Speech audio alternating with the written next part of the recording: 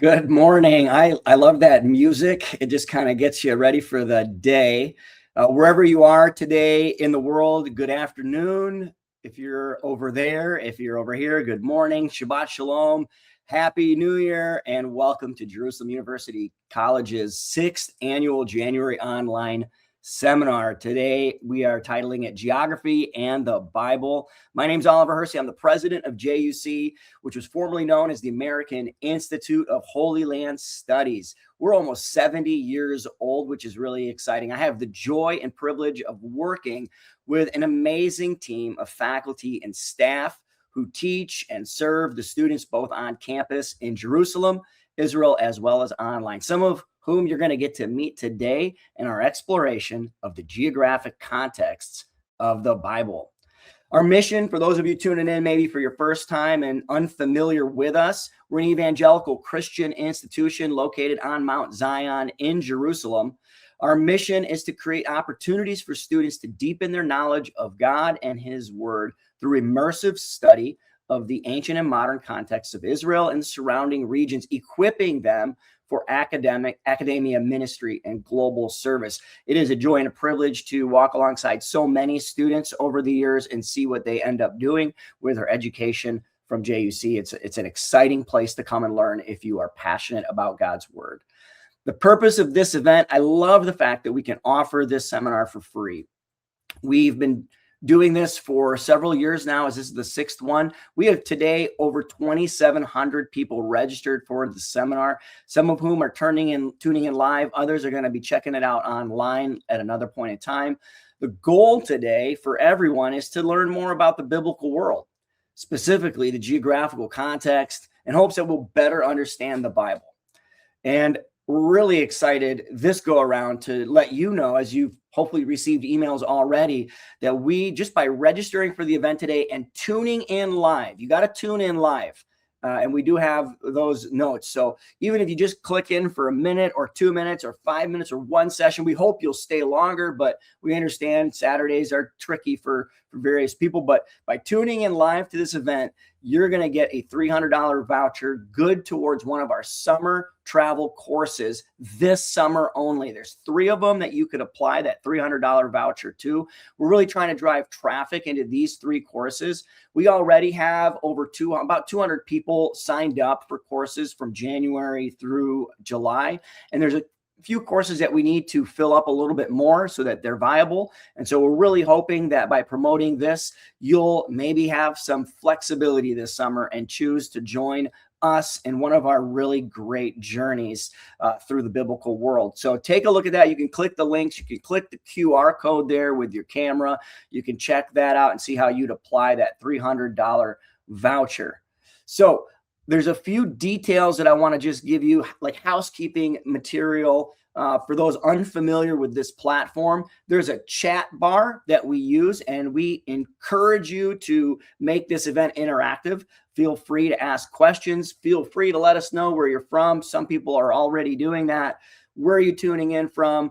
What years were you at JUC? All these things are fun for us to see and to engage with. If you're a first timer, that's always fun to know as well. You can also drop questions in there, as we'll have a Q&A section at the end with our instructors that will be live. And if you need to leave, you can easily just rejoin. Just click the link. It should be pretty easy to do. If you do need technical support, if you're having trouble, first of all, this works best in Chrome. Maybe you already know that. In terms of the web browser. So I would encourage you not to use things like Safari or other web browsers. That usually drops it. So, or your audio's not well. So tune into it through Chrome. It's a web browser. If you need support, you can email support@juc.edu. We'll do our very best to be in touch with you and help you get set up. These are being recorded. The whole thing's recorded, so you can check us out after the fact. And maybe you missed a point or you wanted to see a slide again. You'll be able to do that through the recording. We're going to email those to you afterwards. So we got an itinerary for you to check out. as we're taking the journey together. We're going to be going through the road systems first this morning of Egypt with my Dr. Vater, Dr. Jim Hoffmeyer, a good friend and mentor to me. And so we'll get to hear from him. Then we're going to trek from the desert through the regions of the milk and honey with Helene Dallaire, Dr. Helene Dallaire from Denver.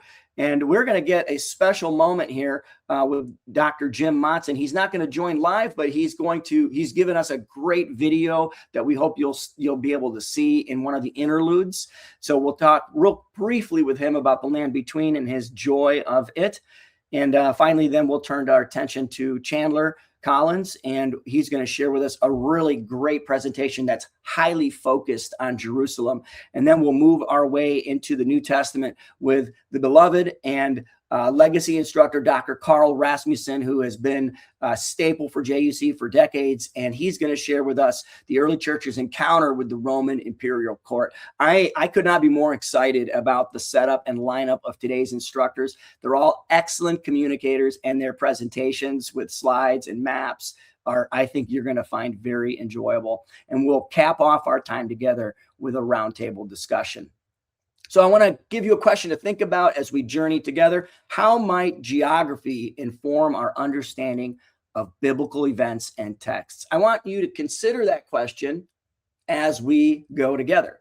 I want you to be pondering it, thinking about how each presentation might be elucidating that a little bit and helping us think about what that means.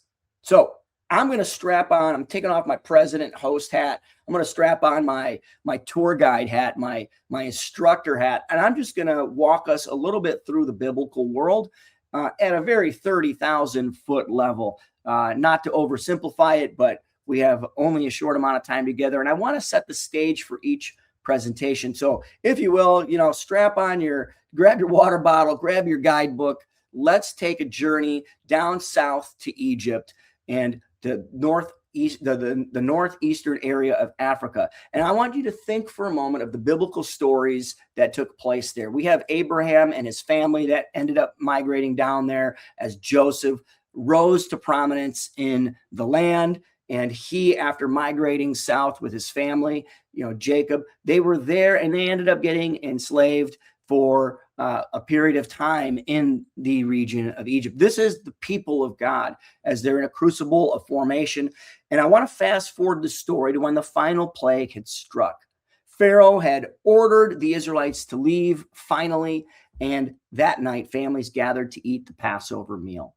They did exactly as they had been instructed by Moshe, their leader. They roasted the lamb, didn't have any broken bones, and they ate unleavened bread and bitter herbs together. The doorposts were marked with the blood of that lamb so as to protect them on this night from the death angel as it passed through the region of Egypt. They ate quickly. They were dressed and ready to go, and they packed up their belongings at daybreak. The Egyptians urged them to go, and they're on their way out in the middle of the night. Actually, they're on their way out, fearing more disaster.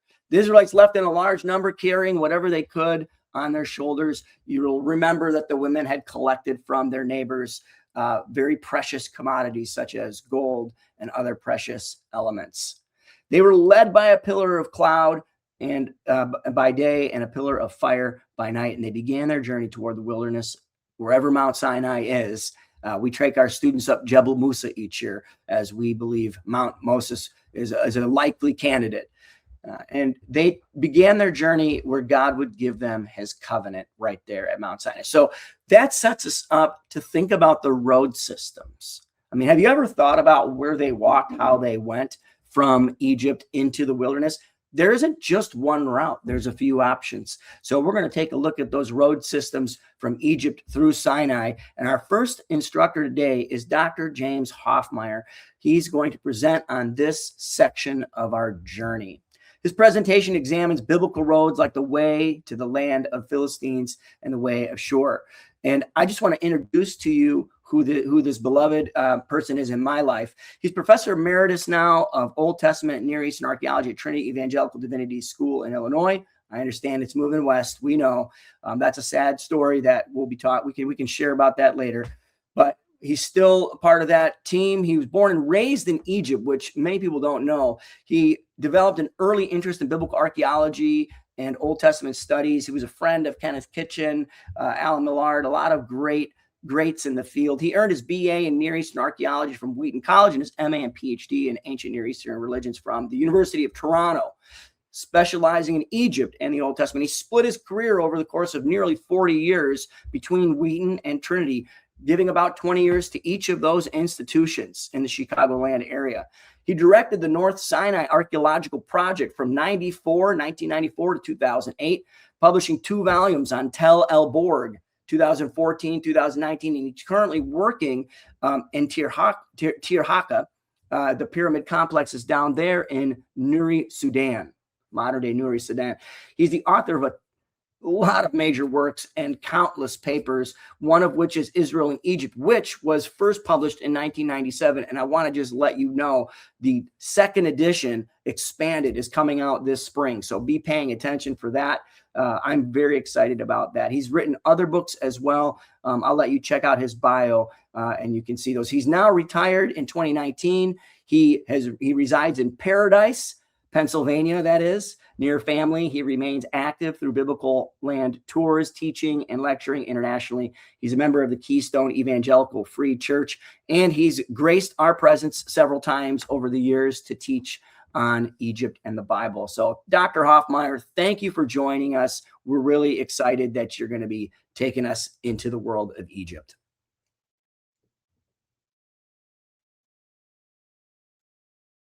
Thank you, Oliver, and good day to all of you who are out there, wherever you may be. I understand this presentation is being seen by different people across many time zones. So greetings from Paradise, Pennsylvania, where I sit here enjoying a lovely fall day. The subject of my talk is ancient roads in the East Delta and Sinai, with some implications for the route of the Exodus and the Sinai journeys. There's been much talk in the Christian world about locations for Mount Sinai and much excitement about trying to locate Mount Horeb in Arabia and these sort of things. I'm sure you're aware of these, and perhaps the idea that the Israelites crossed the Gulf of Suez, the Red Sea, in order to get to Arabia, and so on. What I'd like to do is to take a different approach, but to be reminded that the search for Mount Sinai and the journeys of the Israelites in Sinai have gone on way back to the earliest centuries of the Christian era, when Queen Helena sent her priests and monks and scholars out to locate sacred places of history. And we know that from the 4th century on, there were also Christian pilgrims who were going to Sinai and trying to visit holy sites. And then in the 18th and 19th and early 20th centuries, you had travelers like John Burckhardt and Edwin Robinson. And then in the last 40, 50 years or so, you've had people who have made a big splash and made inroads with lay people in the church. And some of what they are suggesting is simply preposterous. I saw one advertisement for a tour that would, among other things, you could see a statue of Jochebed, the mother of Moses, in the Cairo Museum, and very crazy things are being suggested. So what I intend to do is to follow the lead of Sir Henry Palmer. In 1867-68, he visited Sinai and he wrote a book called Sinai from the 4th Egyptian Dynasty to the Present Day. It's a very helpful book, but he was an engineer traveling with the British Engineering Corps and mapping and doing different things. And he says it's plain that the first step in any attempt to trace the topography of the Exodus up to the Sinai must be to ascertain the locality from which the Israelites set out and the first direction of their march. The place at which they crossed the sea must then be approximately fixed upon. We may next consider limits of distance, best fulfills all the requirements required conditions as regards to the mountain of the law. And lastly, we may try to identify as far as possible the various halting places of the Israelites on their journey from the Red Sea to Mount Sinai. And so my number one critique of those people who are looking for Mount Sinai's is they look for what they believe to be Mount Sinai and what they believe to be the sea. And then they try to work backwards to say, well, let's make this fit the biblical data, and work backwards from a destination rather than starting at a known beginning point.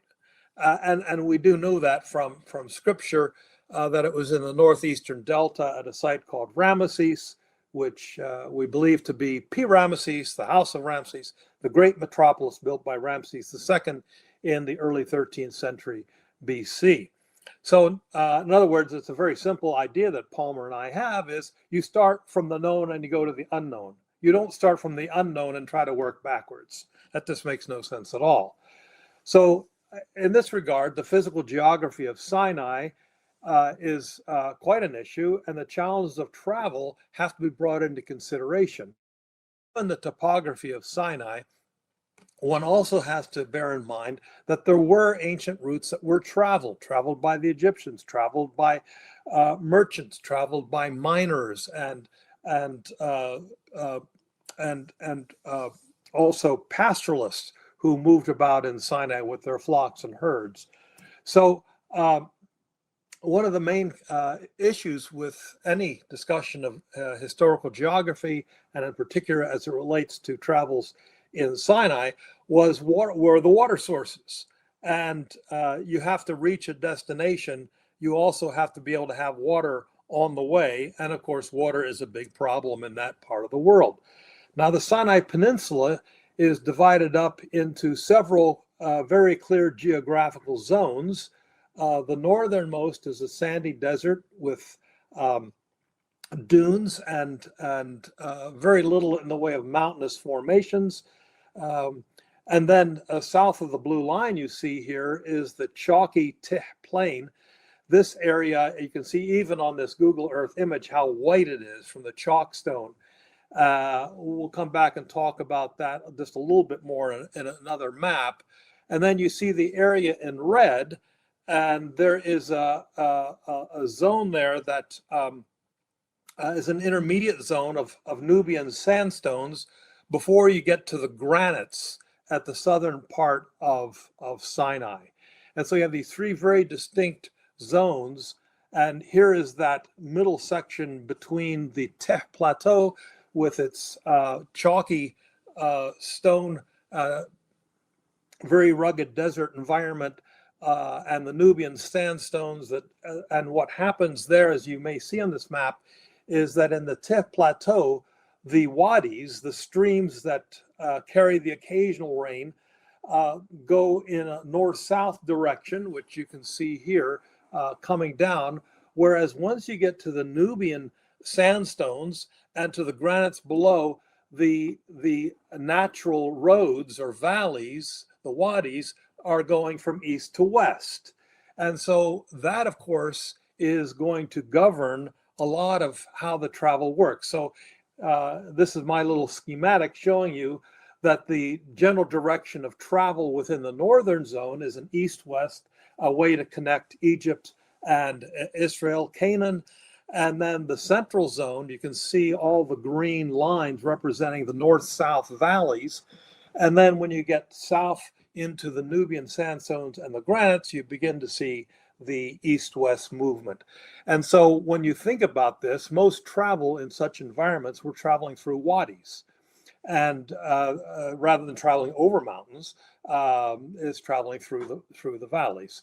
And so you can see the general movement of people would be in the direction of the red arrows going east-west, north-south in the central, and then east-west again when you get to the southern third of Sinai.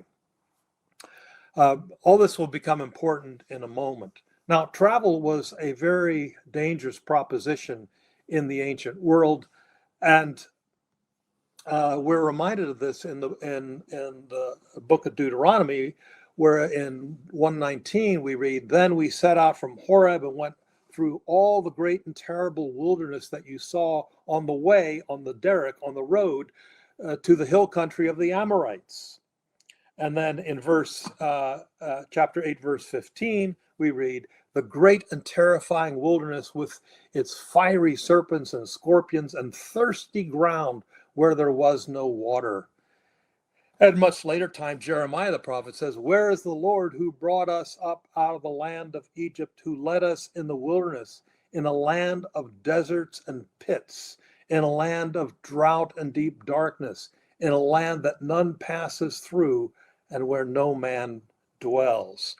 So ominous was travel in this region, and most of it was done on foot. We have this depiction of one of several, actually, from Sirabit el-Qadim, which is in south central Sinai, where the Egyptians and Canaanites came to mine for turquoise and copper throughout much of the Bronze Age.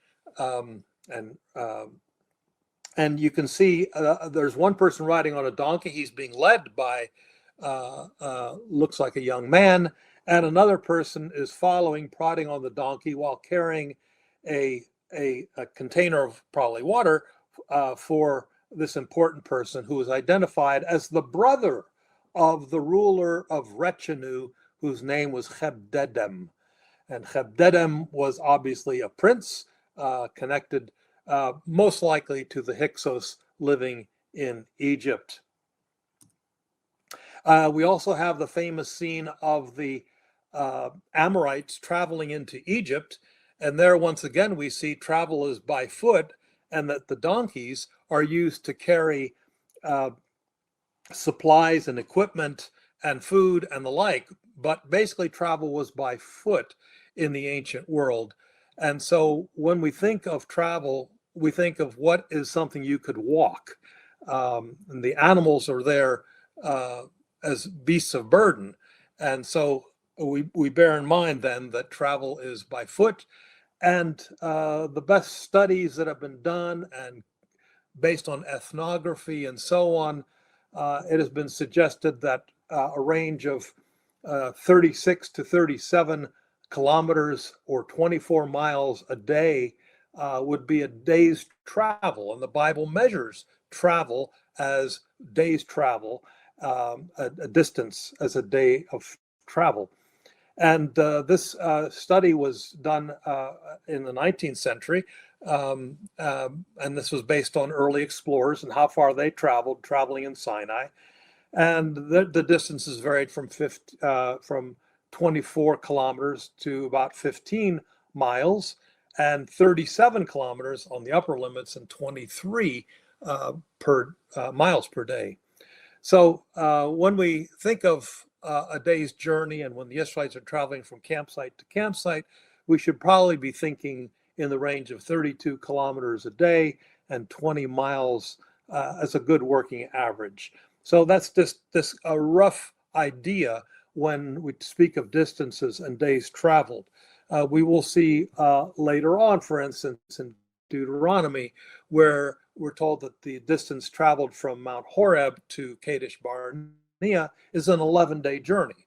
And so that's just how they measured distances.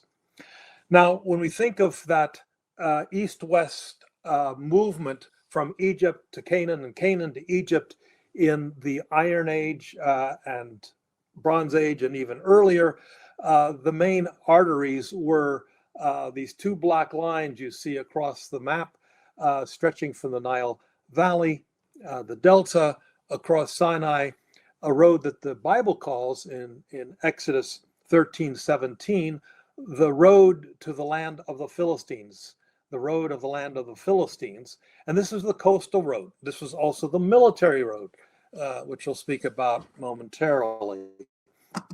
The second route is to the south, and you see it down here. And this connects the middle of the Delta. And this road is a road that goes across into southern Canaan. and the entry point of southern Canaan is Beersheba or Beersheba. And you remember that Abraham was living there, and it was from there that he probably traveled from Egypt back and forth on this road. And it was on this road in particular where Hagar traveled when she was going back to Egypt. And it specifically mentions the way of Shur. And Shur, therefore, is on the border of Egypt. It's later identified as the wilderness of Shur in Exodus 15. In other words, when you leave the central part of the delta of Egypt, you find yourself in the wilderness of Shur, which is just today on the other side or on the east side of the Suez Canal at Ismailia and between Ismailia and the Bitter Lakes. So these are the two main roads. And what's interesting, of course, is that we're told that God did not send the Israelites on the way of the land of the Philistines because they would see war and turn back. Instead, God sent them a different way.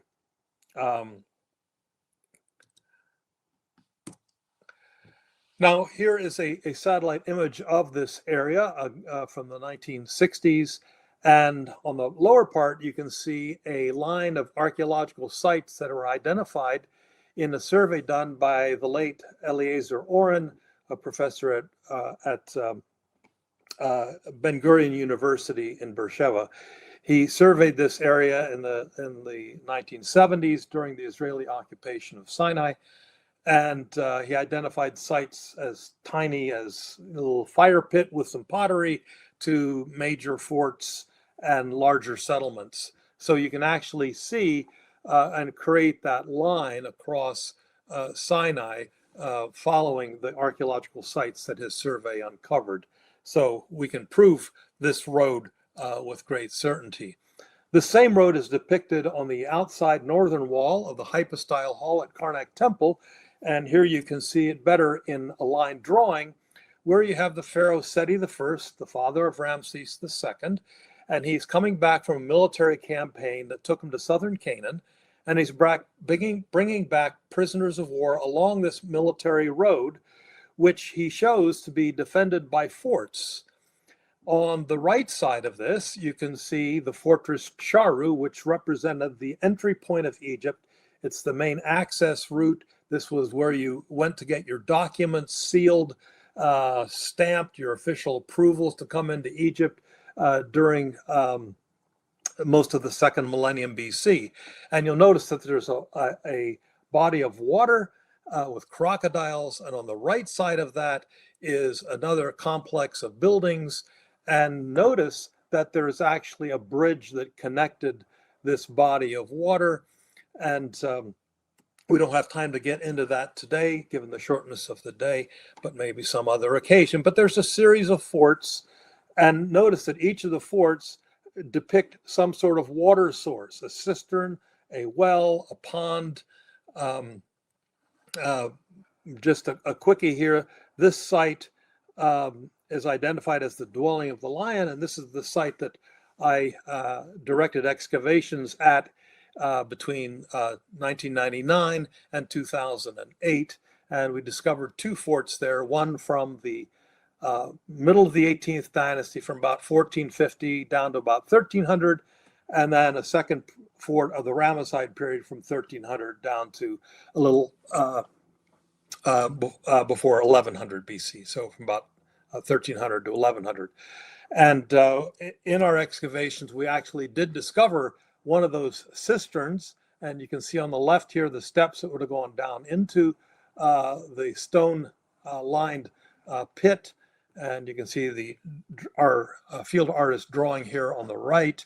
And we found, and this is a reconstruction of it by Greg Mumford, who excavated this interesting installation. Then within the Ramesside fort, we found another outline of stone that probably was another, well, let's call it a cistern, a well. It was actually inside the Ramesside fort. And you can see that there are two different building phases here, and you can see a circular area here with steps coming down was probably earlier, and then it was relined at a later time. And here you can see the drawing of this curved, and then the straight line, probably the second phase of this. Probably this very structure we're looking at here is a good possibility. The scene continues all the way to Canaan with the king in action attacking the desert dwellers called Shasu, who, for my money, are probably what the Bible calls the Amalekites. And as you go further towards Canaan and Israel, you'll notice again, once again, forts and ponds of water. These would be natural ponds of fresh water. And this, of course, is why forts were built at these locations. These were places where the armies could stop, where animals and horses and donkeys could be watered, and so on. So travel was really very much connected to the water source. And here is an aerial photograph from Eleazar Oren's work. Again, this would have been from the 1970s, and all the different sites he identified. And this is a big complex of sites. But you notice close to the water's edge of the Mediterranean, you find wells.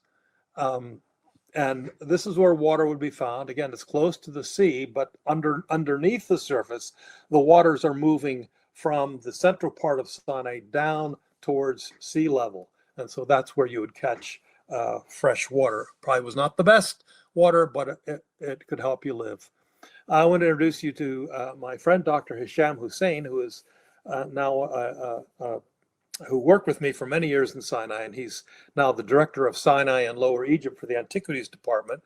But he made an interesting discovery some years ago, and you can just see since behind the picture these shells, and this is actually a road that he discovered in the desert between the forts that we dug and the forts that he was working to the north. And here you can see the road that was about 4 to 5 meters wide. It was made of mud or mud brick.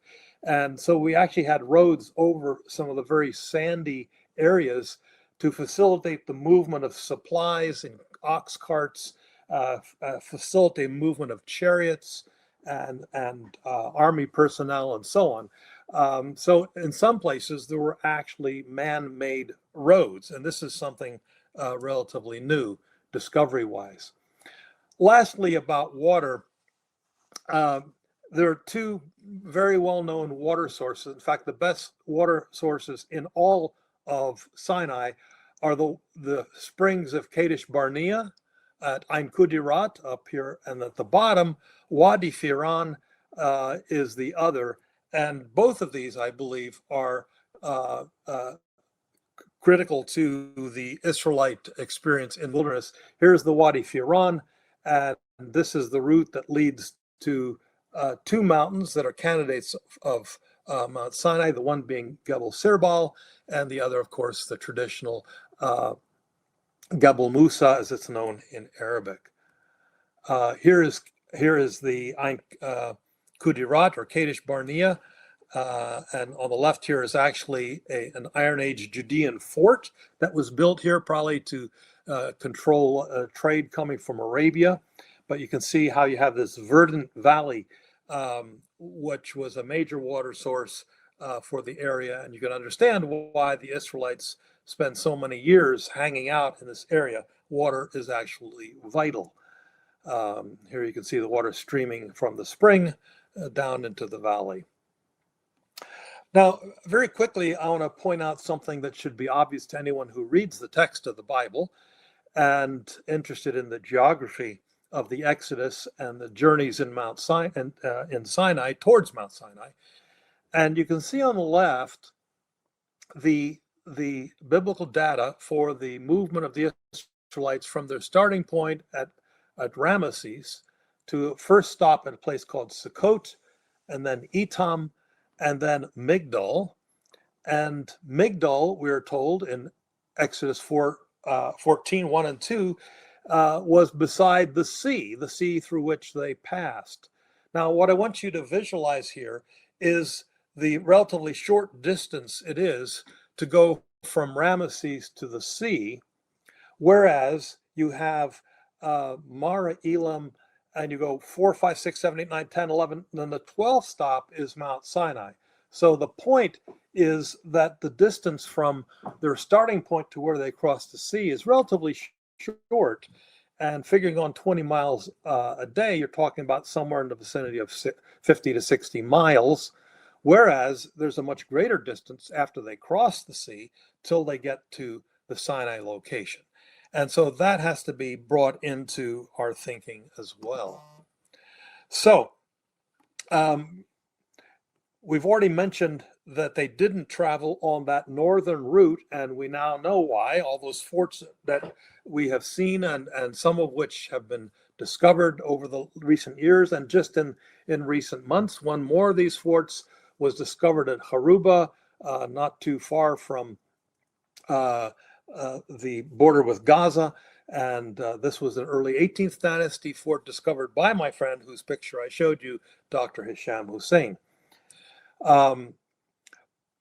It gets a little complicated. We're told where they went, but then we're not, the name of the road they avoided, we know. And then it gets a little complicated when we're told where they went. We have two sources of information here. Number one is they traveled from Ramesses to Sukkot.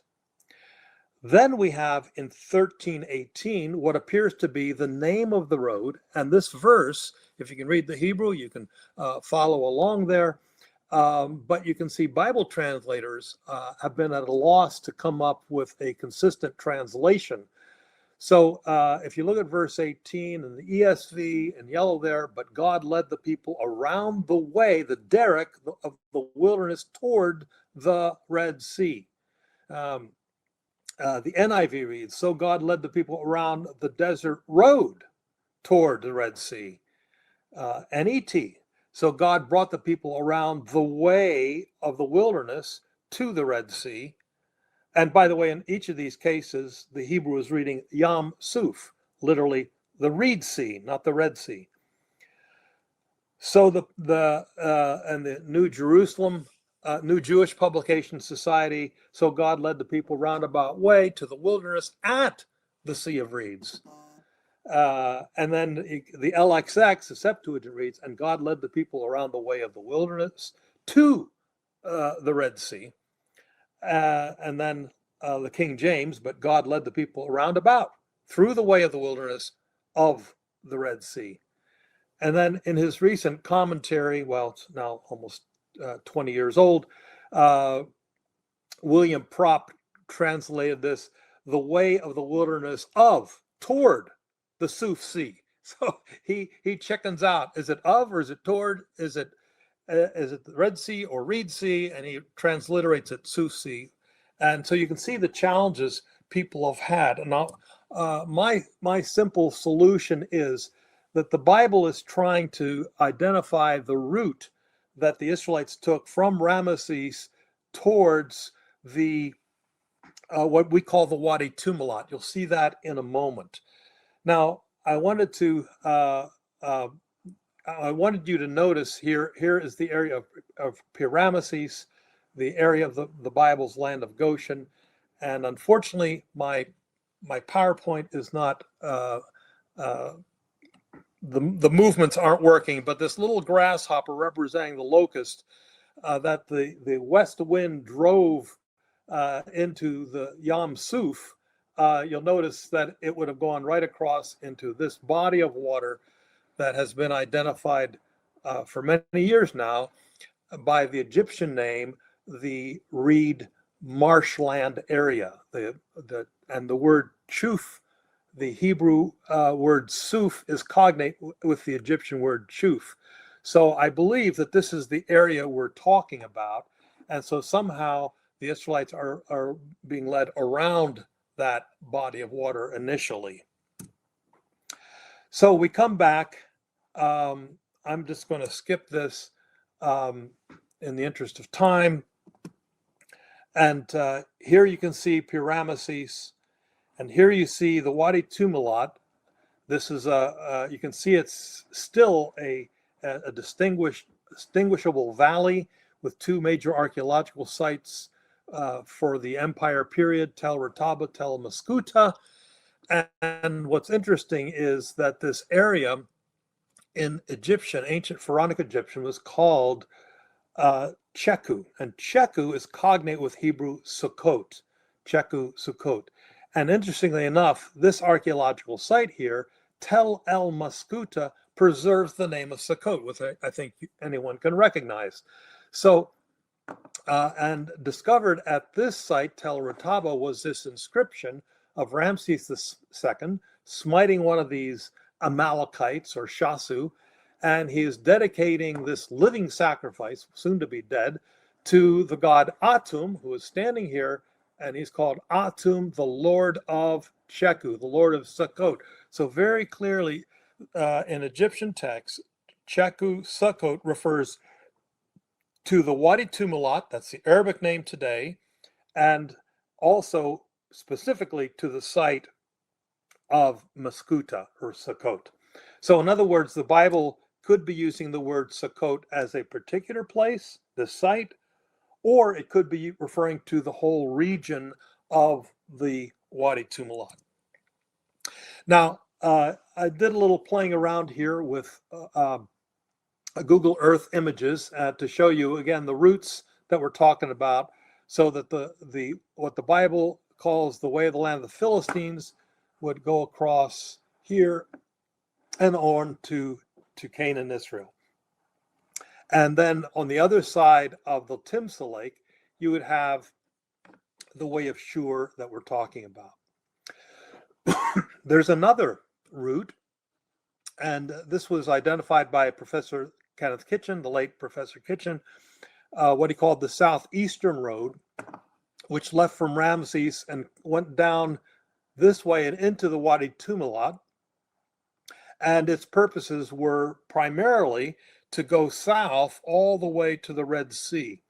And there was important shipping going on down here, and a major Ramesside fort has been discovered there, and although sadly lost in the intervening decades, although we have some photographs of it. The route that took us down to the proper Red Sea, or the Gulf of Suez, has a number of stelae of Ramses II, one of which you see here in the Ismailia Museum. So it's as if the route were marked by these stone inscriptions that identified the route for travelers. Now here's a picture from the early 1960s of the walls of that fort on the left, and you can see the plan, large fort made by Ramses III, probably to govern both land and sea travel into Sinai from Egypt. Now we know the route the Israelites took to get to Cheku and on the edge of the border of Sinai is mentioned for us in a text in Papyrus Anastasi 5. And we have a military officer named Kakemwer, and he is specifically identified as a commanding officer at Sukkot, Cheku. And he is dispatched from the palace, and he is pursuing some runaway workers who go to the Wadi Tumilat. And then he pursues them and goes to Cheku, and we're told that he left one night and he arrived the next day at Cheku. So I was curious about this, so I was thinking, okay, if one was to hike from Ramesses, and this using Google Earth, Google Maps, to the entrance of the Wadi Tumilat, which you see down here, is a little over an 8-hour hike. Now, that's not the most direct route. That's the route where there are roads today and the recommended walking route. But you might actually come down closer into the valley. Now, we know that this officer, as they say, reached this location, and probably traveling on chariot, and he goes to maybe following something closer to that yellow line. My point in making this, following the route of our military commander as he goes to Cheku or Sukkot, is he's basically going the very same route as the Israelites are in leaving Ramesses and heading to this way of the wilderness. So I think this is important to bear in mind, that there were actual routes known from ancient texts that do correspond to where the Israelites are moving, especially getting out of Egypt. So just to put this all together on one map, we have the Israelites leaving Ramesses and heading towards Sukkot. And then in 1320, Exodus says they moved from Sukkot and encamped at Etam. Notice this important geographical note: on the edge of the wilderness. In other words, they're at the very end of the Wadi Tumat. They're about to escape into Sinai. They're at the edge of the wilderness. But then God says something unimaginable: turn back, shuv, turn back, and camp in front of Pi Hahirot, between Migdol and the sea, in front of Baal Zephon. You shall come opposite it by the sea. So this means that the Israelites are now going to turn back, probably with a northern intention of getting up where you see that red line going. It doesn't make sense geographically, although this is what it clearly, when you put the text and lay it on a map, this is what you get. But it does set up the Israelites for a sea crossing up here in the body of water known until recent times as the Balach Lake.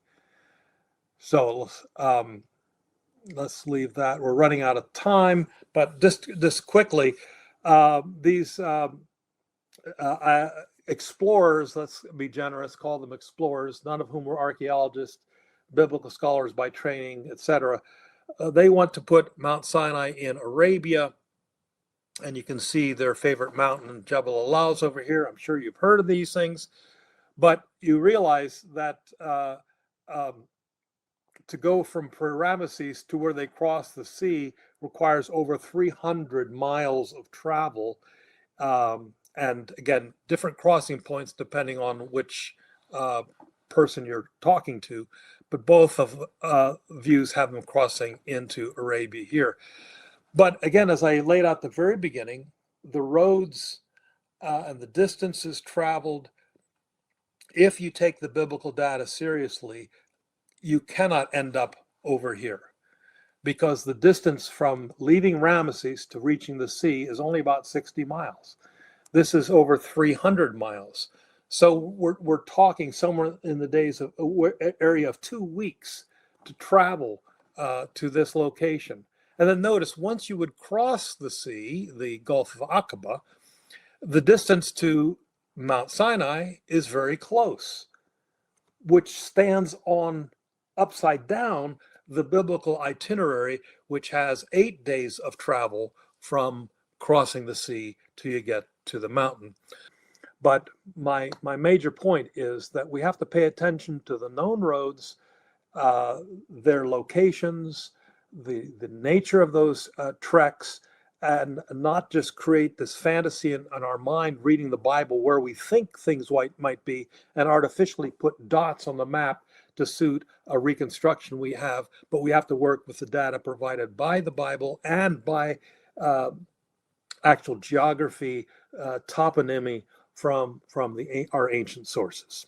Thank you very much. Thank you, Dr. Hoffmeyer. It's great to let the biblical text guide us and help us understand the route that potentially was taken. One of the things that I think we need to do is consider supporting text for the Arabia location, which is Galatians. So hopefully we can chat about that in our roundtable discussion, which I am sad to say, which I was saying a few minutes ago when I was muted, Dr. Hoffmeyer's in Egypt currently and unable to join us live for the roundtable. I'm going to pinch it for Dr. Hoffmeyer. I do teach Egypt in the Bible for JUC, and I did do a lot of my research and my dissertation under Dr. Hoffmeyer on the Exodus, the book of Shemot. So all that to say, we are going to turn our attention now to a new geographic region of the Bible. We are leaving Mount Sinai, regardless of where you might think it is. Dr. Hoffmeyer eloquently painted a picture for us to see it in the Sinai Peninsula, but we're going to move and make our way north into the Transjordan, the area of modern-day Jordan, the land of milk and honey. It makes up a good swath of the Holy Land territory that was allotted to the people of Israel. And we're going to get to learn from Dr. Helene Dallaire about this topic. One of the things I want to point out is this map is given to us by biblical backgrounds. And for those of you who maybe don't know much about JUC or the Institute of Holy Land Studies, these maps were created by one of our very own many, many decades ago, Jim Monson. And we're going to be honoring Jim here shortly. But Biblical Backgrounds has a wonderful website, and you can easily get there. We're going to link it to you later. But if you're ever looking for good paper maps, you can easily order them right from Biblical Backgrounds. They're our provider. We use a lot of their materials for our curriculum at JUC. And they also are working on digital maps that could be used for instructors and pastors and Bible teachers for their own preaching or teaching in classrooms. But I want to turn our attention now to, I'm going to put my guide hat back on. We're leaving Egypt. Israel's entering into the vast and barren wilderness, a place of testing and transformation.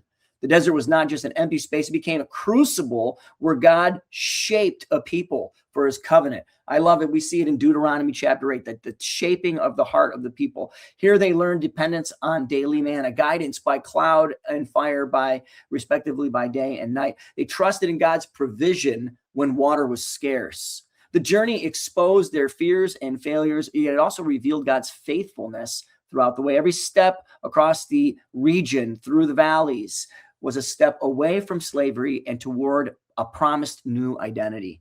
By the time they reached the edge of Canaan, the wilderness had done its work, forging a nation ready to inherit the land that God had sworn to their fathers. And we're going to now hear a great presentation titled Trekking from the Desert to the Land of Milk and Honey by Helene Dallaire.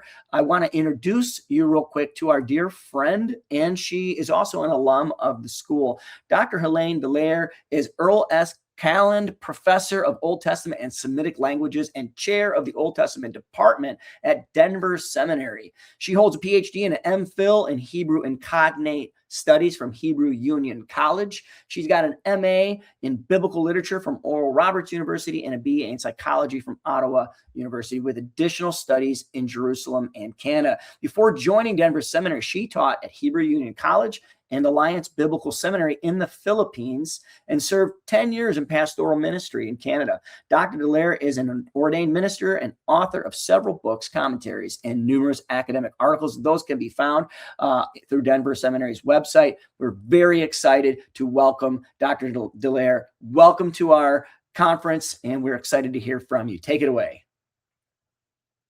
Greetings from Denver. First of all, before I begin the presentation, I'd like to say thank you for the invitation. Thank you to Dr. Hersey, thank you to Dr. Phillips, and to Jonathan, who's working also on this project, and anyone else who is putting this seminar together. Wonderful opportunity, wonderful time together. So what's the topic that I was asked to speak about, I entitled Trekking from the Desert to the Land of Milk and Honey. So it is a long journey. However, I have 30 minutes for us to go through this journey. So I will highlight only a few things along the way. And most of the presentation, I will read the text that I have. I may ad-lib here and there, but please follow along with the slides. So Israel's journey from Egypt to the Promised Land was a labyrinth of obstacles, trials, and triumphs. For 40 years, the Israelites endured desert sands and venomous snakes, frigid nights and the scorching sun, blocked roads and unforeseen detours, and a major leadership transition from Moses to Joshua. Faced with setbacks, defiant kings, hostile enemies, and their own wavering faith, The Israelites kept their eyes on the prize, the land of milk and honey. Through every challenge and divine intervention, their journey on difficult terrain and geographical obstacles became a spiritual training ground for men and women, young and old, Israelites and foreigners in their midst. What lessons of faith can we learn from their odyssey? Come and trek with Israel from the wilderness to the promised land. The 40-year wilderness journey of the Israelites, stretching from their exodus out of Egypt to their entry into the land of promise, remains one of the most formative narratives in Israel's collective memory. For 4 decades, the nations traversed the region between the Sea of Reeds and the Jordan River, a liminal space of testing and transformation. Yet, despite the centrality of this journey in Israel's history, the precise route of her wanderings continues to be the subject of scholarly debate. The most detailed record of Israel's travels appears in Numbers 33, where we find an extended list that you can see on the screen here of encampments across the wilderness. While a considerable number of the sites listed in this passage remain unidentified, the towns and regions and travel routes described toward the end of the chapter can be correlated with greater confidence to known locations. In particular, the segment of the journey extending from Kadesh to Shittim is more firmly established, as several of the sites along this route have been plausibly identified, and in some cases subjected to archaeological investigation. Although the map is very small here, there are a lot of towns. You can see that there's a lot of activity that takes place, especially on the eastern side of the Sinai Peninsula. In this presentation, I will focus on 3 main geographical areas and look at lessons we learned from each of them. First is the desert, then we will investigate territorial borders, and then finally the Jordan River. First, let's look at the desert or the wilderness where the Israelites traveled after their exodus out of Egypt. The Sinai was more than a geographical backdrop to Israel's story. It functioned as the divinely appointed arena for testing, teaching, and transformation. To appreciate its theological significance, one must first grasp its physical reality.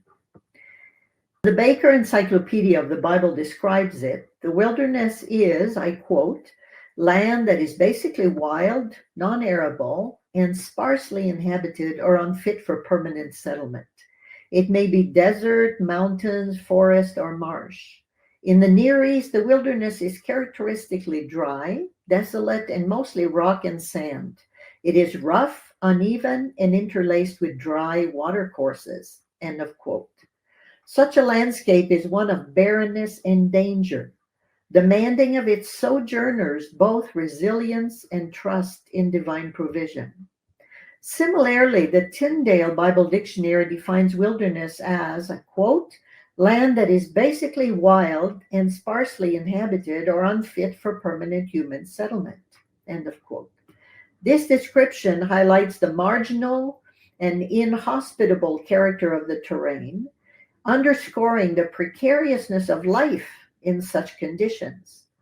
The very harshness of the wilderness, therefore, reveals the depth of Israel's faith journey and frames the wilderness not as a wasted space, but as sacred terrain of encounter and transformation. The geographical and environmental conditions of the Sinai wilderness presented Israel with formidable obstacles. At certain times of the year, the desert climate was marked by extremes, with its intense heat by day and bitter cold at night, often compounded by violent sandstorms. In Deuteronomy, Moses notes that when they departed from Horeb, they traveled, I quote, through all that great and terrible wilderness in Deuteronomy 1:19. He also describes the harsh environments as the great and terrifying wilderness with its fiery serpents and scorpions and thirsty grounds where there was no water, Deuteronomy 8:15, and as the howling waste of the wilderness in Deuteronomy 32:10. Such descriptions emphasize both the severity of the physical landscape and its role as a testing ground for Israel's endurance in faith. The scarcity of food and water compounded the challenges Israel faced daily. In a desert region such as the Sinai Peninsula, agriculture was nearly impossible, except in the occasional oases where water sources sustained limited growth. With its the narratives repeatedly underscores Israel's struggle with survival in this barren environment. Numbers 11, for example, recounts the people's complaints against the monotonous diet of manna.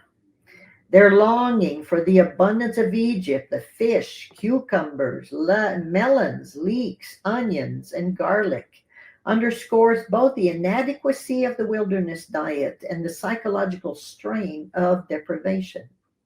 At Kadesh, in the wilderness of Zin, the people again faced a lack of water, provoking the episode at the waters of Meribah. Beyond these shortages, the topography of the wilderness added to the struggle. Israel's route took them through valleys and plateaus, up and down rugged mountain ranges, and across unfriendly terrain where oases were few and far between. The physical stamina required to persist under such conditions without visible signs of civilization must have rendered the journey exhausting and at times seemingly hopeless. The Bible frequently references the diverse array of animals that inhabited the wilderness. Hyenas, jackals, ostriches, desert owls, lions, leopards, wolves, foxes, wild boars, bears, serpents, and scorpions all appear as part of the biblical landscape, often symbolizing danger and vulnerability. Other creatures such as the ibex, deer, gazelle, goat, donkeys also inhabited the arid regions where the Israelites sojourned. While some of these animals provided food, transport, or economic benefits, many posed a threat to human life and security, underscoring the precarious existence of the community. The wilderness thus emerges as a space of constant negotiation between provision and peril, with animals functioning as both allies and adversaries in the Israelites' daily struggle for survival. Domesticated animals occupied a particularly important role in this setting. Donkeys, though considered unclean for consumption, served as tireless beasts of burden, vital for the transportation of goods and supplies, even while their reputation for stubbornness and laziness is reflected in biblical wisdom literature, for example, in Proverbs 26:3. Camels, likewise unfit for Israelite diets, were nonetheless indispensable for long-distance transport across desert terrain, capable of carrying up to 400 pounds of cargo. Despite their notorious temperament, domesticated camels likely accompanied the Israelites, supplementing the wild camel population encountered during their journey. Alongside larger animals, the community also endured the sporadic scourge of insects such as fleas, flies, lice, ants, locusts, crickets, grasshoppers, hornets, and similar pests that plagued both human and livestock, further illustrating the fragility of life in an unforgiving environment. So, what lessons can we learn from Israel's journey through the desert? First, we learn about God's continuous provision in the midst of deprivation. In Psalm 78:15 and 16, the psalmist recalls how God sustained his people with water during their journey. The text tells us he split apart rocks in the wilderness and gave them drink as abundant as the depths. So he brought streams out of a rock and made waters flow down like rivers. Only God could do this. Similarly, in Deuteronomy 29:4, the Lord reminds the people of his miraculous care, saying, I led you 40 years in the wilderness. Your clothes have not worn out on you, and your sandals have not worn out on your feet.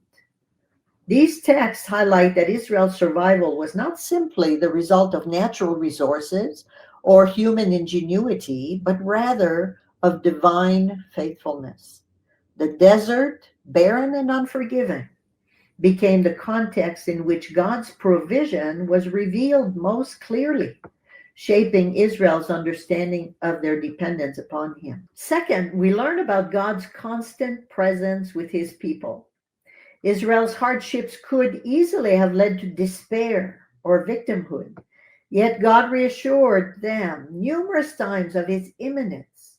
For example, in Exodus 33:14-17, the Lord promises Moses, my presence will go with you, and I will give you rest.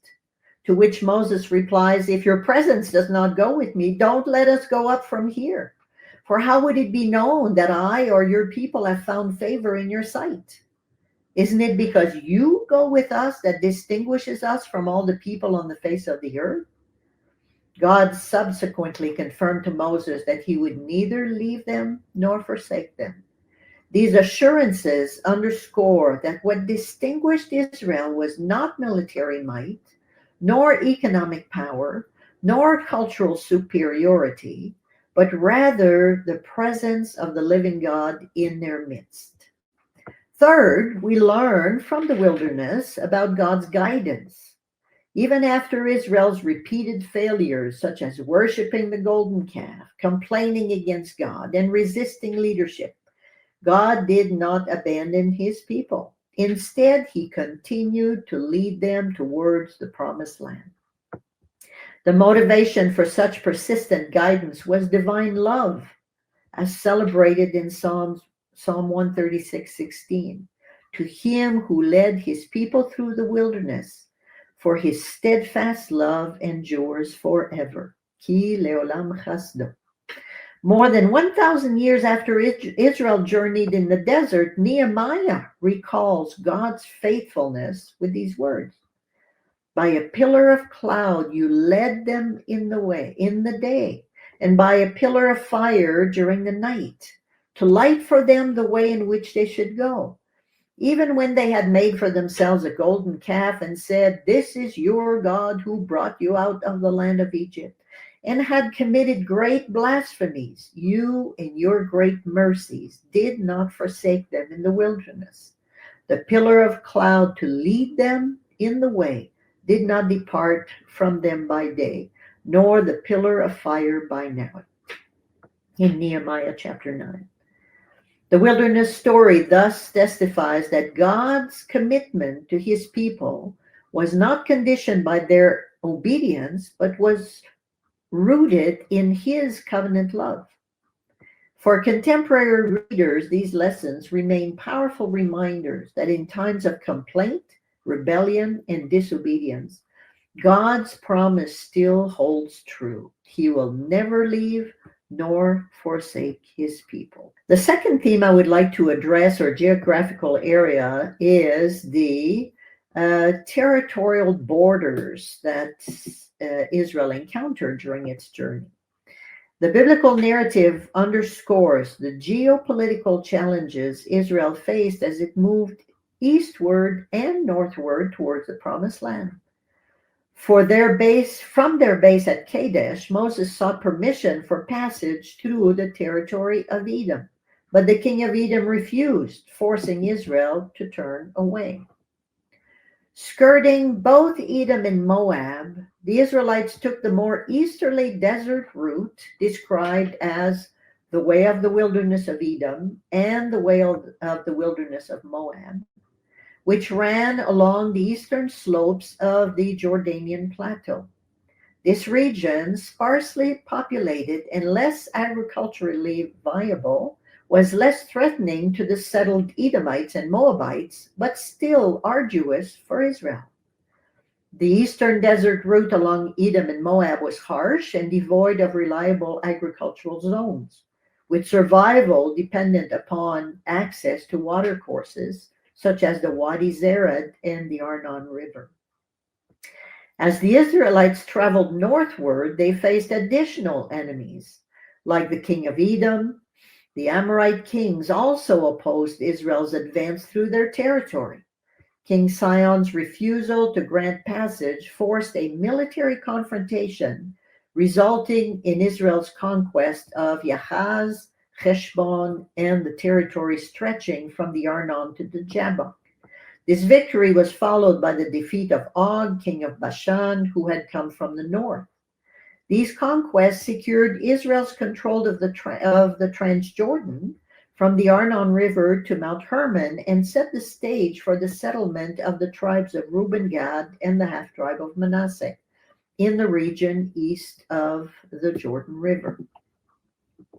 At the time the Israelites went around Edom, the area was renowned for its copper mines, especially those in the Feinan district, identified with biblical Punon in Numbers 33:42. Excavations have demonstrated that Feinan was one of the largest copper production centers in the southern Levant, with evidence of mining and smelting activities spanning from the Chalcolithic period through the Roman period. Iron Age copper production at Feinan was particularly notable, with pottery, metallurgic remains, and furnace technology attesting to a flourishing industry. These resources were economically valuable and likely contributed to Edom's reluctance to allow Israel passage through its territory.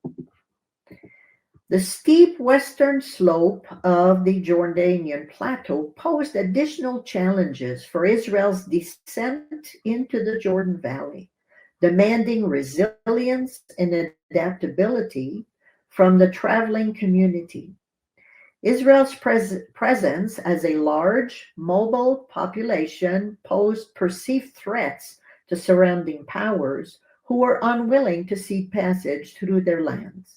The victories over Sihon and Og mark turning points in this narrative as Israel's marginal existence on the edge of the settled society transitioning into the Jordan Valley in preparation for entry into Canaan. So what lessons can we learn from the territorial borders and margins where Israel journeyed? First of all, trusting God in times of delay and detours in our lives. The journey from Kadesh to the Jordan was marked by refusals from neighboring nations, Edom, Moab, the Amorites, forcing Israel to take longer on more difficult routes through harsh desert terrain, especially as we read Numbers 20 and 21. What looked like unnecessary detours were in fact opportunities to trust God's sovereignty in the face of blocked paths. God's presence with the Israelites as they marched along the eastern desert assures us that we are never abandoned, even when we feel desolate and marginalized. God provides victory even in difficult times. As the Israelites approached the Jordan River, they faced formidable enemies in Sihon, king of the Amorites, and Og, king of Bashan. By God's intervention, they prevailed and gained possession of the land east of the Jordan. These victories demonstrate that success is not won by human strength alone, but through dependence on the Lord. For Christians, this teaches us that spiritual battles are overcome not by self-reliance, but by resting in God's power and promises. Just as Israel's triumph prepared them for entering the promised land, so too God uses our present victories over obstacles to prepare us for the greater inheritance he has promised to us. Now, the third geographical areas I would like to note in this presentation is the waters of the Jordan. Following their victories over the Amorite kings, the Israelites encamped at Shittim in the plain of Moab, poised to cross into the promised land. Shittim, also called Avel Shittim, was located on the east side of the Jordan River, north of the Dead Sea, and roughly 6 to 8 miles northeast of Jericho. Scholars debate its exact location and propose two primary candidates: Tel Kafrim, overlooking the plains of Moab, and Tel El Hammam, about 2 miles further east. While Shittim marked Israel's final encampment before crossing into Canaan, it also became the site of apostasy, where the Israelites engaged in illicit sexual relations with Moabite women and participated in the worship of foreign gods in Numbers 25. The Jordan Valley is part of the Great Rift Valley that extends some 3,700 miles from southern Turkey as far south as countries of Africa. Its section, stretching from Mount Hermon to the Dead Sea, forms a dramatic geographical depression. At its northern extremity, the Jordan is fed by the melting snows of Mount Hermon, channeled through the Hula Valley into the Sea of Galilee before descending southward to the Dead Sea, the lowest point on earth at approximately 1,300 feet below sea level. The Jordan's serpentine twists and turns stretch its course from around 65 miles in a straight line to approximately 135 miles in actual length. Along its course, the river is supplemented by tributaries such as the Yarmuk and the Jabbok rivers, producing a steady increase in water volume, especially in the spring. Seasonal patterns, especially the spring snowmelt from Hermon, cause the river to swell and overflow its banks, rendering crossings hazardous. And Joshua 3:15 and chapter 4:18 also mention the overflowing Jordan and the Jordan as its highest level at this time. William Flinch's 19th century survey confirms the dramatic variation in the Jordan's depth and width at different points, from 160 feet wide and 2.5 feet deep at the Sea of Galilee to 240 feet wide and 7 feet deep near the Dead Sea. Despite its relatively modest scale compared to the Nile, Euphrates, or Tigris, the Jordan functioned as a formidable natural boundary, both political and symbolic in the biblical imagination. The biblical account situates Israel's crossing of the Jordan at flood stage, underscoring the difficulty of the task and the miraculous character of the event. In antiquity, rivers were typically crossed by bridges, ferries, or fords. Pontoon bridges were known in the broader Near East, and ferries are attested in Egypt and Mesopotamia, but neither is evidenced in the Jordan Valley of Joshua's era. Scholars such as C.J. Humphreys have suggested that the Jordan may have been temporarily dammed by a natural landslide near Adam, a phenomenon recorded at various times in the historical records of the Christian era, 1160, 1267, 1534, and 1927. According to Humphreys, the clay banks of the river in this region make such events plausible. Yet, even if the cessation of water flow could be explained naturally, the drying of the riverbed suggested an act of divine intervention. The narrative emphasizes not simply the halting of the waters, but Israel's crossing on dry ground, becharava, underscoring the miraculous dimension of the event. The swollen river at flood stage magnified the impossibility of the task apart from divine assistance, making the successful crossing a visible confirmation of God's power and presence with his people. The Jordan River witnessed other major events and crossings on dry ground. Shortly before Elijah was taken up by a whirlwind into heaven in a chariot of fire, he took his mantle, wrapped it, and struck the waters of the Jordan. The waters split northward and southward, and Elijah and Elisha walked across the river on dry ground. Elijah was taken up while the two of them were walking along the eastern shore of the river. Elisha found himself alone with the mantle Elijah had left behind. With it, he struck the waters of the Jordan, and once again the waters parted, and Elisha crossed back into Canaan on dry ground. The Jordan was both a boundary and a threshold. Strategically, it marked the frontier between the Transjordanian plateau and the hill country of Canaan. The plains of Moab provided Israel with a staging ground for reconnaissance in Joshua 2, where spies were sent from Shittim to Jericho, a tactic well known from ancient Near Eastern military campaigns. Theologically, the crossing of the Jordan echoed the earlier crossing of the Sea of Reeds, framing Israel's entry into Canaan as a divinely orchestrated passage through waters, as they had experienced at the Sea of Reeds. So what lessons can we learn from the raging waters of the Jordan? As mentioned above, the Jordan crossing in Joshua 3 and 4 occurred when the river was at flood stage, therefore humanly impossible to cross. Yet God commanded the priests to step into the waters before the Jordan dried up. This reminds Christians that obedience often requires trust before one can see the visible proof of God's provision. We are called to move forward in faith, even when circumstances seem overwhelming. We need to be confident that God will make a way where none exists or seemingly exists to us.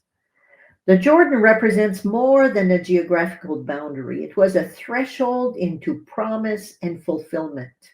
For Christians, the Jordan Valley teaches that transitional seasons, whether personal, spiritual, or communal, are moments to lean on God's presence and power. Crossing into new chapters requires remembering his past works while trusting him to continue to lead us forward. The miraculous crossing was not an end in itself, but a time of preparation and transition for entering in and settling into the promised land. Likewise, for Christians, God's interventions are never only about immediate relief. They are about shaping us for the divine mission to which God has called us. In the narrative of Israel's crossing of the Jordan, the people of God stood at their most vulnerable point. Before them lay a swollen river at flood stage.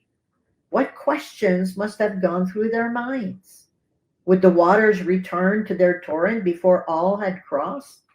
Could hostile forces exploit their exposure, attacking from both sides of the river? How could families, possessions, and livestock be protected in such precarious moment? Yet the account records no panic. Having witnessed God dry up the waters of the Sea of Reeds, the Israelites had learned to trust that he could do so again. The Jordan crossing thus embodies a collective act of faith, stepping forward not in security of circumstances, but in the assurance of divine provision and divine protection. The act of crossing the Jordan stands as a climactic moment in Israel's story, an affirmation of God's faithfulness, the realization of a long-promised inheritance, hallelujah, and the beginning of life in the land that the Lord had sworn to give to his people centuries earlier. For Christians, the crossing of the Jordan continues to resonate as a metaphor of faith. It evokes the call to step forward into the unknown, trusting God's promises even when circumstances appear insurmountable. And I can testify in my life that I have gone through moments when the obstacles before me seemed insurmountable, yet pressing forward with God was rewarding, to say the least. The Jordan became, in later Jewish and Christian tradition, a symbol of transition from exile to home, from old life to new creation. In the New Testament, John baptizes in the Jordan, marking the river as a place of repentance and renewal. The early church often drew on the imagery of Jordan as the threshold to eternal inheritance, shaping hymns, sermons, and spiritual reflections that saw in Israel's story a paradigm of God's people crossing into the fullness of his promises. Thus, the Jordan remains not only an ancient boundary line, but an enduring symbol of faith and obedience. The symbolic resonance of the Jordan did not end with Israel's initial crossing, but reverberated throughout later Jewish and Christian interpretation. Rabbinic midrashim and Targum traditions highlight the Jordan as both a continuation of the miracle at the Sea of Reeds and a threshold of covenant renewal. Early Christian writers expanded these themes through baptismal and eschatological imagery. Origen and Ambrose interpreted the Jordan crossing as prefiguring Christian baptism, while Augustine and Cyril of Jerusalem cast it as a passage from earthly life into eternal rest. Hymnic traditions, from early Syriac liturgies to later spirituals, likewise appropriated the Jordan as a metaphor for transition into God's promised inheritance. Thus, the Jordan River functions not only as a geographical marker, but as a theological symbol of divine faithfulness, covenant identity, and the hope of ultimate entry into God's rest. Finally, at home in the promised land. This act was not simply a feat of survival, but the fulfillment of repeated promises from generation to generation. The refrain, when you enter the land that the Lord is giving you, in Leviticus, in Numbers, in Deuteronomy, echoes throughout the Torah, pointing forward to this decisive moment. The Hebrew expressions, to enter into the land, all revolve around the verb bo, to enter, a word that underscores the transition from outside to inside, from wilderness wandering to covenant inheritance. Such are a few of the truths learned from Israel's journey from the wilderness to the promised land. As God was in the midst of his people in ancient times, God still is with us today. He leads, guides, provides, instructs, protects, reveals his faithfulness, patience, and love for his people. And he will continue to do so as long as we are here on earth serving him and establishing his kingdom on this earth. Thank you. Thank you, Dr. Dallaire. And I think I am clear and not muted this time. I apologize again for being muted. That was a excellent presentation on some really important parts of the Transjordan area, and I really appreciated a lot, Dr. Dallaire, how you drew out so many faith lessons for us to consider. You know, I think it's easy sometimes to think about all the data or just think about the faith lesson, but you did such an eloquent job of tying it all together. It is clear you're a scholar and a pastor at the same time. So we're glad to have you. Thank you for taking time to put that together and to share that with us. Let's take a minute and have a discussion maybe on the chat. What lesson of faith from the Israelites' journey maybe resonated with you most that you just heard today? I was thinking about that question as we were going, and I thought about the roundabout ways that God has, and I think it was in the middle of Dr. Dallaire's presentation. She talked about how God takes us on sometimes the most tricky journey or the arduous one. And it's about displaying maybe his power, his ability. Maybe it's on those roundabout. I was thinking about Dr. Hoffmeier's presentation as well. When we are stuck at Yam Suf against Belzephon and all of these military forts, and God tells us, turn around, and hems us in at Yam Suf and this difficult spot. And it's only to display the power of splitting open a sea. Sometimes it's in those tricky parts of life that the miracles from heaven manifest. And I really, really, that resonates with me. And I've seen that to be true in my own life. So thanks, Dr. Delaire, for sharing that. And we encourage you, if you have something in your mind that resonated with, and then that last one, to drop it in the chat. And as you do, I'm going to turn our attention. We don't usually do something like this, but we thought it was fitting to take a moment to honor and pay tribute to somebody who has greatly impacted the Institute over the course of the decades and still today has a relationship with us as we continue to use Jim Monson's maps. And some of you maybe know his son, Dr. John Monson. He was a professor of mine actually back at Trinity, and he's also a dear friend. And I've gotten to know Jim as he's in the Chicagoland area today. And so in keeping with today's theme, we just wanted to take a moment.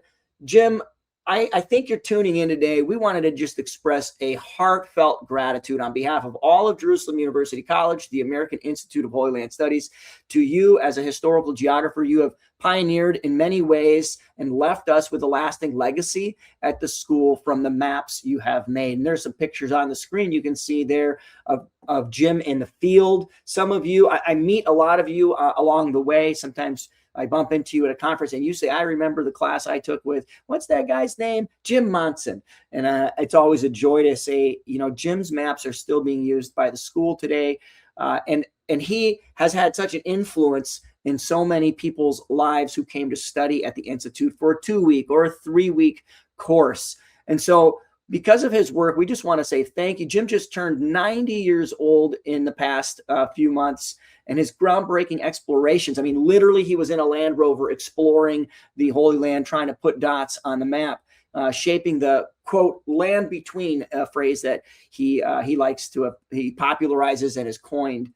He shaped our study of biblical geography in so many ways and has continued to do so. Together with his colleague, Steve Lancaster, Jim extended the resources to us through a wider audience. You can access those through biblical backgrounds, and that was on that QR code. If you got a chance to click the QR code, there it is again. You can easily click that, and it'll take you to their landing page. There's some special materials that have been made available for you tuning into the conference. Jim, thank you for your investment to JUC. Thank you for your visionary work that's helped us better grasp God's word. I invited you to join live, and even you decided to give us a video, and I love that. And so here's a video tribute from Jim real quick. So here's a word from Jim. Shalom to all of you who love Israel, and all of you who love the land of the Bible. Some of you have not been there yet. Some have. Hopefully you all will get there soon.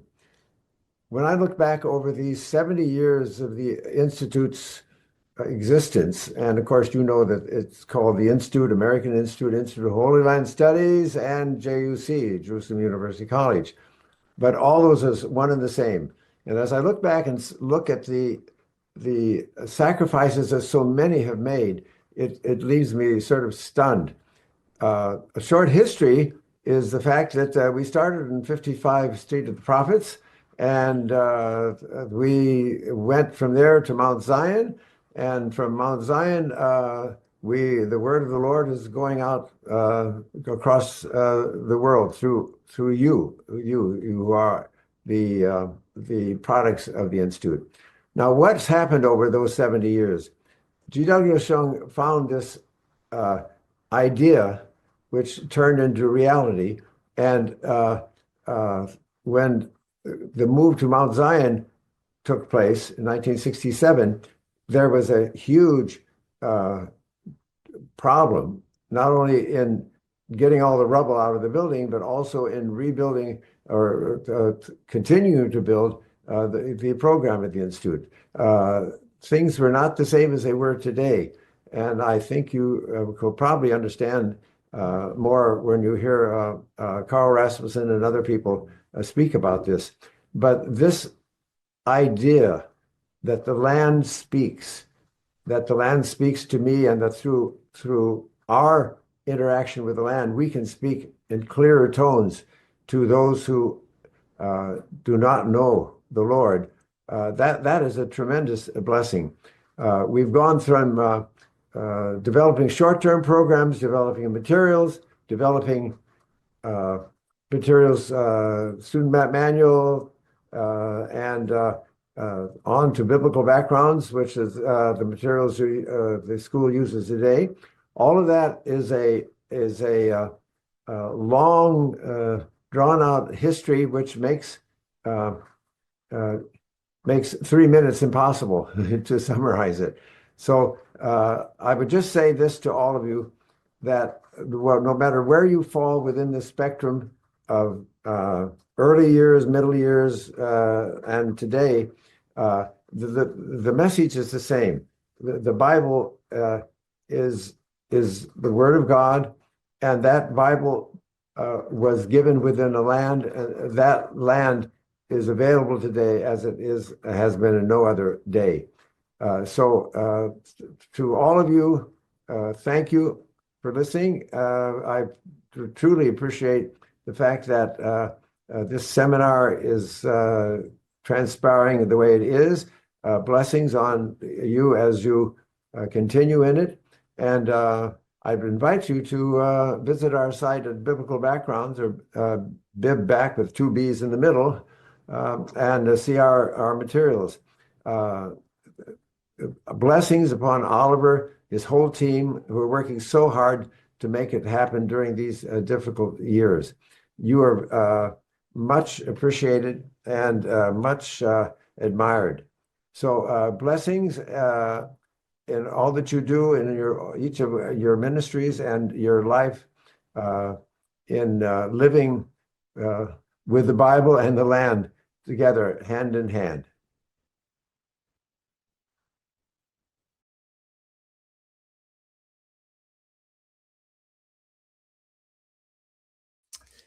Thank you, Jim. I didn't know you were going to have a picture of me in there. That's great. Jim, thank you. It's I see why you wanted to record a short video, and that's all those historic archival photos are critical. Thanks for taking time to do that. Thanks for just being so gracious, and for your service to JUC. We just are appreciative. Following the event, just so everybody knows, there's over 1,200 people tuned in live right now, which is really exciting. You're going to receive a 3-minute postscript from Jim Monson in the email package that we send to you. So I hope you check that out. It's great, and I think you'll find that to be real rich. It's about 3 minutes long, so hopefully you can give that 3 minutes. If you are a student of Jim Monson's at JUC or familiar with his educational materials, I really want to encourage you. We've created a Facebook page that will also be dropped right now into the chat. So you can click that. We're also going to include it in the follow-up email that we send. We want you to tune in, and hopefully you would be willing to post some photos, if you have any, from your time in the land. We're talking from the 70s, the 80s, all of the eras. We would love for you to drop that in, maybe a story, maybe a memory, and it'll be a way that you can pay tribute and connect with Jim as well in leveraging some of our modern technology. So I want to quickly just say, for those of you who have tuned in live at any point today, you're going to get a $300 voucher towards one of 3 summer courses. You can see them here. These are awesome courses. There is the 10-day Land of the Bible course. That's a new course that really condenses our programming. It is going to be front loaded with 5 online lectures from 5 different marquee speakers that we have. And then you're going to be in the land 10 days straight, making the most of your time in the field, traveling all over the land of Israel. You can sign up for that course, use your $300 voucher. We also have the traditional pastor and parishioner trip. That's a little longer. That's 13 days. That will have some classroom lecture portion on site in Israel. It's a bread and butter course that we have offered to churches and people from all walks of life who are interested in deepening their learning. I highly encourage you to check that program out. That will run in the late June, early July timeframe. And then we have the Jesus and His Times course, which really digs in deep to the world of Jesus. It focuses on that Second Temple period, the time leading up to Jesus's birth, and then his ministry, and then also the impact of that ministry. It's a great course that does deviate in terms of topic and material from the Pastor and Parishioner. Although you do get to a lot of similar sites, we take you to some sites that you don't get to on the Pastor and Parishioner course. So if you're tuning in live, if you have a friend that's registered, you can still register. You can still tell a friend to register. You can still tell that friend to tune in live, even if it's just for a minute or two. We would gladly have them. The recordings of these lectures, for anybody who misses them, will be sent. But if you're only watching the recordings, unfortunately, you won't be eligible for the $300 voucher to one of those 3 courses. All right. Thank you, Jim Monson. We're about to turn our attention now to one of Jim Monson's descendants, shall we say. Also, Dr. John Monson's student, my dear friend, Chandler Collins. But before we get there, let me just set the scene and pick up where Dr. Dallaire left us off at. Israel crosses the Jordan River, and they enter Canaan, and they're going to end up in this land. Jerusalem will end up being a central location for the people of God. And here's a map from the Moody Bible Atlas, drafted by Barry Beitzel, Dr. Barry Beitzel, also a major contributor to all of our learnings. There's so many great atlases out there. Dr. Carl Rasmussen has one as well. But this is one that shows all the fortresses during the divided monarchy period. But Israel crosses into Canaan, as you know, in the stories recorded in Joshua. They're going to take over parts of the land, and they're going to struggle to hold parts of the land. And we're going to enter into a time period of change where the prophets, the leaders, the judges will transition into a time where there is monarchy leadership. And so you have the brief period of time known as the United Monarchy, and that will eventually crack into 2 different kingdoms. One with the capital of Jerusalem, and the other with the capital being eventually at Samaria. And for centuries, we're going to have prophets stepping up, people speaking to the peoples and the kings, trying to correct and bring people back to the covenant relationship that God invited them to be a part of. So foreign powers have swept through this land. We're going to watch Egypt come through, Assyria come through, Babylon come through as you read through your Bible. And then eventually the Persians will come to rule and rebuild the cities in the time periods of Ezra and Nehemiah. That's a lot of history captured in very brief. I don't even think that's 30,000 feet. That's more like outer space level looking down. But Chandler Collins is going to take us right to the ground level of Jerusalem specifically, and take us right onto the tarmac and walk us around as we are about to begin a presentation titled, "What Does It Mean That Jerusalem Was, quote, built as a city which is compact together?" A geographical and archaeological reading of Psalm 122, verse 3. I love it. We're like drilling down. We went from outer space to the tarmac. We're looking at one verse with Chandler. Chandler is a dear friend. He's an alum of JUC. He is currently about to finish his PhD in Hebrew Bible at Bar Ilan University. He spent 5 years living and studying and working in Jerusalem. Some of you have probably taken an online class with him, or one of our 2-week or 3-week courses with him in Israel. He's a PhD candidate currently. He's got an MA degree in Semitic languages and Hebrew Bible and archaeology from Trinity International University, which is where I met him and we had a chance to study together.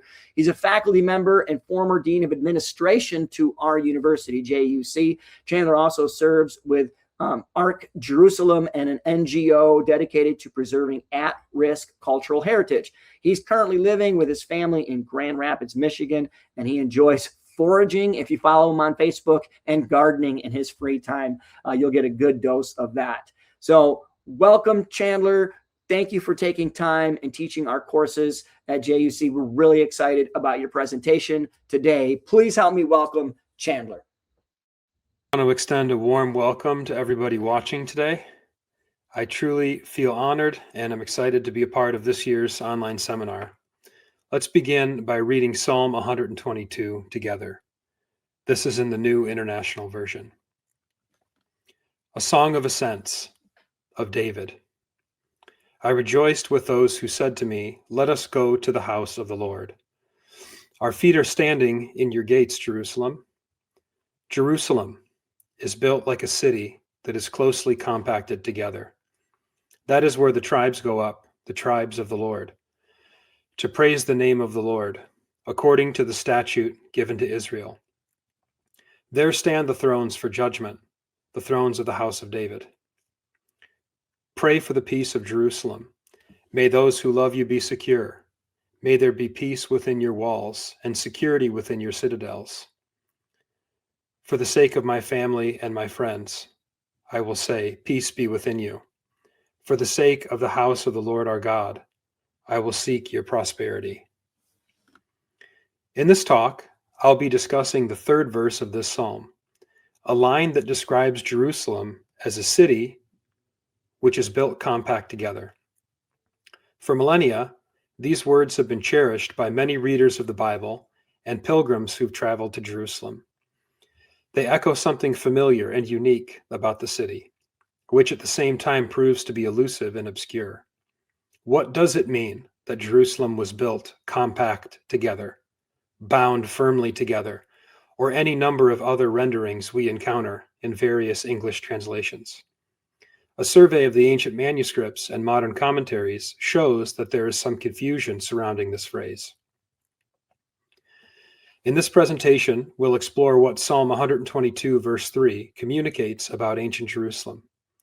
We'll discuss three major ways this verse has been understood by scholars and end with an underappreciated and little-known fourth view. This progression will take us from the literary setting of the psalm to the archaeology and geography of Jerusalem itself, where I believe we may find interpretive help. In exploring the meaning of this verse, I hope for us also to experience something of Jerusalem's geography and appreciate this city, which sat at the heart of ancient Judah and informs so much of the biblical material. Psalm 122 is situated within a collection of 15 psalms known as the Psalms of Ascent that spans chapters 120 to 134. These 15 psalms share a near identical superscription at the beginning, which reads Shir HaMa'alot in Hebrew, and may be translated a song of ascents. The meaning of this superscription and the use of these 15 psalms has been the subject of discussion in many commentaries and even several major studies devoted to the collection. Although there's no general agreement about the function of this group of psalms, it is generally suggested that they accompanied pilgrimage to Jerusalem in some way. Whether or not this understanding is correct, it seems to be best reflected in Psalm 122, which describes the elation of arriving in Jerusalem and placing one's feet inside the city gates. For sake of time, and because we are focused on only one line of this psalm, we will set aside discussion about the Psalms of Ascent as a whole, although we will address the possible date of Psalm 122 later. A detailed look at the Hebrew text of verse 3 is obviously essential to address our question. But in this presentation, I will mention specific aspects of the Hebrew grammar only as necessary. This is because scholars have arrived at three main interpretations by a number of different grammatical paths. So there's no one exclusive understanding of the Hebrew text that defines each. Now let's take a look at three major interpretations of Psalm 122, verse 3. The first view is reflected in the familiar English translation, Jerusalem, which is built as a city that is compact together. This rendering was adapted in the King James Version and is also reflected in the New American Standard, New International Version, as we read above, and several others. It is usually understood to mean that the urban plan of Jerusalem was characterized by dense occupation, with very limited space between its buildings. Sometimes the neat arrangement of the buildings is also stressed in this understanding. Scholars who adopt it usually describe the awe of the rural pilgrim as they approached Jerusalem and encountered its many buildings squeezed inside the city walls. For example, in a 1969 commentary, Charles and Emily Briggs wrote, "Jerusalem's walls and buildings rose up in a compact and harmonious mass, so different from the small towns and villages from which the pilgrims generally came." This interpretation is fairly common in the writings of explorers and Orientalists who visited Jerusalem during Ottoman times and appropriated the city's urban plan as an analogy for its ancient compactness. Their understanding was heightened by their penchant to appreciate the sprawled buildings of Jerusalem from the height of the Mount of Olives, as their guidebooks usually recommended, rather than inside the city along its narrow streets. This analogy also appears in more recent literature, such as Mitchell DeHood's Anchor Bible Commentary, volume on the Psalms, where he wrote, "If biblical Jerusalem resembled the old city of today, compacted aptly describes it." The second view associates Psalm 122, verse 3, with Jerusalem's fortification system. This understanding seems to be reflected in the English translation, Jerusalem, which is built as a city that is bound firmly together. That is, bound firmly together by the city wall. The New Living Translation states it more explicitly and reads, "Jerusalem is a well-built city. Its seamless walls cannot be breached." Support for this understanding is found in the ancient Syriac translation of the Bible known as the Peshitta, which renders Jerusalem is built like a city that is surrounded by a wall. Scholars who are drawn to this position emphasize the strength and power of Jerusalem's fortification system and the theme of protection in Psalm 122. This understanding also finds thematic support in other Psalms of Zion, such as Psalm 48, where the fortifications are also celebrated with some of the same vocabulary. Almost all commentators who take this view understand Psalm 122 to refer to the walls of Jerusalem that were rebuilt by Nehemiah during the time of the Persian Empire in the mid-5th century BCE, an issue that we'll return to later. The third major view associates Psalm 122:3 with the shared fellowship of the community that took place in Jerusalem, likely as pilgrims came together for one of the 3 annual festivals. This understanding is also reflected in the ancient Greek translation of the Hebrew Bible, known as the Septuagint, as well as several other ancient translations. Without getting too grammatically technical, in this view, the verb chavar, which we have seen usually translated to become joined or compact, is instead understood as a noun, hever, meaning association or sharing. This interpretation is possible because ancient Hebrew was a consonantal language. Vowels do not regularly appear in the oldest biblical manuscripts or ancient Hebrew inscriptions, and a system of written vowels was added to the biblical text later during the medieval period. So in this instance, the same word can be legitimately understood in 2 different ways, either as a verb or a noun. As we mentioned, the noun hever means association or sharing, and is used clearly in only 2 other places in the Bible, in Hosea 6:9 to describe an association of priests, and then Proverbs 21:9, which speaks of a shared house. Proponents of this interpretation believe that Jerusalem was built as a city that facilitated the communion or fellowship of the people who gathered there. This is reflected in several modern translations, including the New English Translation, which says, "Jerusalem is a city designed to accommodate an assembly." Or in Eugene Peterson's translation, The Message, which reads, "Jerusalem, well-built city, built as a place for worship." This view is supported by the immediate context of the psalm. The following line in verse 4 emphasizes the Israelite community by describing the ascent of the tribes toward Jerusalem. This connects the physical city to its use by the community in worship. As we might expect, these 3 interpretations of Psalm 122, verse 3, are not mutually exclusive, and some scholars combine elements of 2 or even all 3 together. Some commentators marry the first 2 views by extending the security represented by Jerusalem's fortifications to the well-built and compact areas inside the walls.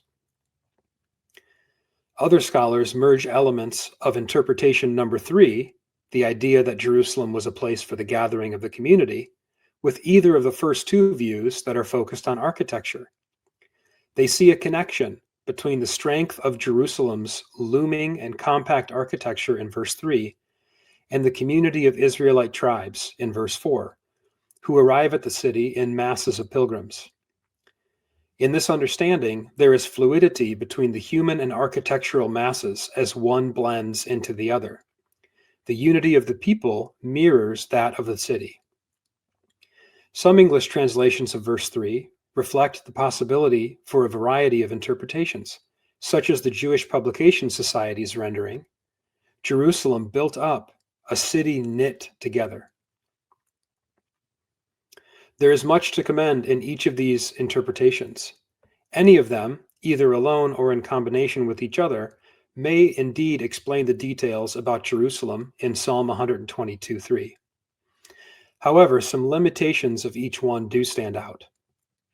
Interpretations 1 and 2 emphasize aspects of Jerusalem's built environment that were fairly common among ancient cities, such as the fortifications and a higher population density relative to rural villages. The first interpretation is also somewhat anachronistic, relying on the urban plan of the modern Old City. The psalmist, on the other hand, seems to be celebrating something specific about Jerusalem's physicality.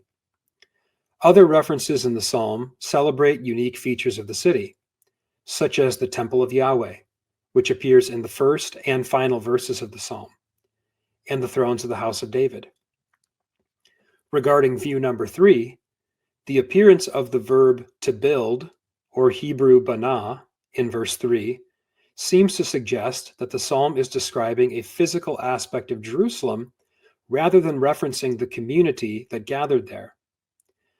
However, it is possible that this line may refer to some aspect of ancient Jerusalem's built environment that could accommodate large gatherings. Such a feature would presumably refer to the temple courts, which are mentioned, for instance, by Jeremiah in chapter 19, verse 14. However, the size of the temple area prior to its enlargement by Herod the Great is not known archaeologically, and a gathering place near the main temple of the capital city may not have been exceptional enough to warrant comment. All this invites us to seek an interpretation of Jerusalem's description in Psalm 122:3 that is more connected to the city's unique topographical setting and built environment. Before we discuss a final possible interpretation of this verse, we need to say something about the geography of Jerusalem. Today, the area of the Old City and its geographical extensions to the south are spread across two distinct ridgelines, the Eastern Ridge and the Western Hill. These ridges are framed by exterior valleys, the Kidron Valley on the east and the Hinnom Valley on the west and south. The ridges are also separated by a third valley that cuts between them, usually termed the Central Valley, or as the ancient Jewish historian Josephus calls it, the Tyropoion, often translated the Valley of the Cheesemakers. This valley has been almost entirely filled in today by debris and structural remains, particularly at its southern end. But in antiquity, the southern valley would have been much more visibly pronounced. This photo, taken from the northern Old City wall, looking south, provides a modern analogy for a similar kind of landscape that once existed on the south side of the city. While Jerusalem's two ridges stand geographically isolated from one another, they eventually came to be connected when the city spanned the Central Valley. Today, we may take the dual-ridged appearance of Jerusalem for granted, but it was not characteristic of the city for about its first 1,000 years of existence, and perhaps even longer. The earliest archaeological remains in Jerusalem have been consistently uncovered on the Eastern Ridge, demonstrating that the city was founded in this area. Locating the ancient core of Jerusalem here is also supported by the presence of a spring, which is situated on the shoulder of the ridge just above the Kidron Valley. This spring must have served initially as the city's main water source. On this eastern ridge, scholars also locate the temple and royal palace, probably toward its northernmost extreme. By contrast, excavations have shown that the western hill of Jerusalem did not come to be settled and included in the fortified city until sometime during the 8th century BCE. Archaeologists are in the middle of an ongoing debate as to when exactly this settlement process began, but in biblical terms, the 8th century probably spans the reigns of Amaziah, Uzziah, Jotham, Ahaz, and Hezekiah. The entire trajectory of the fortification wall that ran around the western hill is not yet known archaeologically, but several sections of it have been positively identified. Additional possible sections and other archaeological data, along with assistance from the underlying topography, allows us to chart the rest of its course around the hill with some confidence. Returning now to Psalm 122. As far as I know, only one scholar has argued that the description of Jerusalem in verse 3 should be understood within the city's archaeological and geographical context. The scholar is Nachman Avigad. He carried out important excavations on the Western Hill in Jerusalem in the years following 1967 during the reconstruction and expansion of the Ottoman period Jewish quarter. His excavations were the first to confidently establish that Jerusalem's Western Hill had been settled and fortified during the time of the Judahite kings.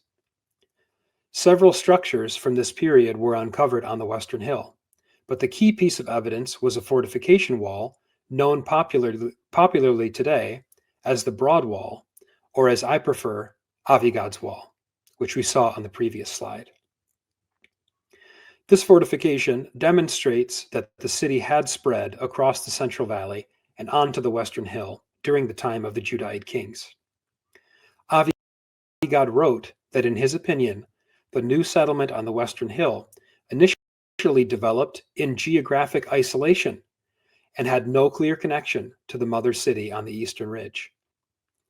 At a later time, the large fortification wall bound together the two settlements of Jerusalem that had been formerly separated by the Central Valley. Avigad believed that Psalm 122 verse 3 commemorated this joining of Jerusalem's two ridges by the fortification wall. He wrote his interpretation of Psalm 122 in a popular English book which was published in the United States. This is a reminder of the unfortunate gap that is often separated interpretation of ancient texts and the material worlds of the Hebrew Bible and ancient Near East. Alongside Avigad, we should also mention a complementary understanding found in a short but exceptional commentary on Psalm 122, written by B.D. Eerdmans. Eerdmans wrote in 1947, predating Avigad's excavations on the Western Hill by over 2 decades. He translated verse 3, Jerusalem that is builded like a twin city. His explanation is fascinating and relevant for our discussion. Eerdmans wrote, being built on both sides of the Valley of the Cheesemakers, or the Tyropoion, the Central Valley, Jerusalem appeared like two cities within one rampart. Very interestingly, I can agree with Eerdmans despite radical shifts that have taken place in our understanding about Jerusalem's historical development due to the emergence of new archaeological data in the decades following. One wonders what his view was when he first published his idea. Avigad's interpretation of Psalm 122 verse 3 was influenced not only by the finds in his excavation on the Western Hill, but also by the events of his own day. Israel's conquest and occupation of East Jerusalem in June 1967 brought to a close 19 years of Jerusalem's division between Israel and Jordan on the west and east that had persisted since the 1948 war at the end of the British Mandate. Of these events, Avigad wrote, today, with the two separated parts of the modern city, Jewish and Arab, joined again joined together, we must take the text at face value. Only a city which has been divided could be bound together again. Accordingly, Avigad seems to assume that Psalm 122, verse 3, commemorated the moment the construction of fortification walls around Jerusalem bound its settlement to the more ancient parts of the city on the eastern ridge. However, we would nuance Avigad's view slightly and argue that this verse may refer to the physical form of Jerusalem at any point between the construction of the fortification wall until the destruction of Jerusalem by the Babylonians in 586 BCE.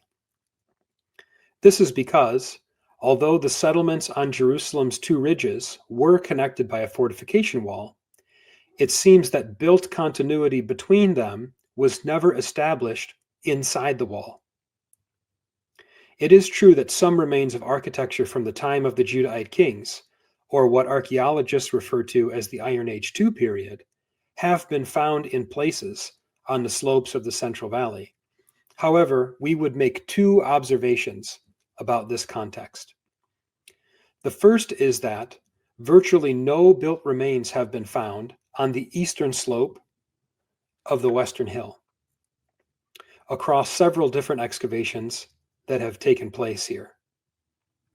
This suggests that although these slopes were indeed fortified, they were probably never developed into a residential area. In my opinion, the eastern slopes of the Western Hill probably retained their long-standing use as an agricultural area during the time of Judah's kingdom, likely hosting terraces that were planted with perennial fruit trees, such as olive or pomegranate.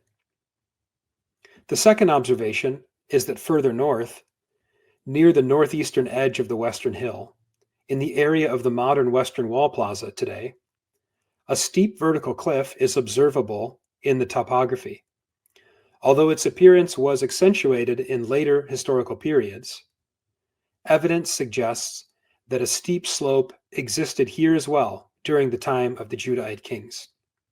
This slope would have presented an obstacle to connecting the construction of the two ridges in a fluid manner.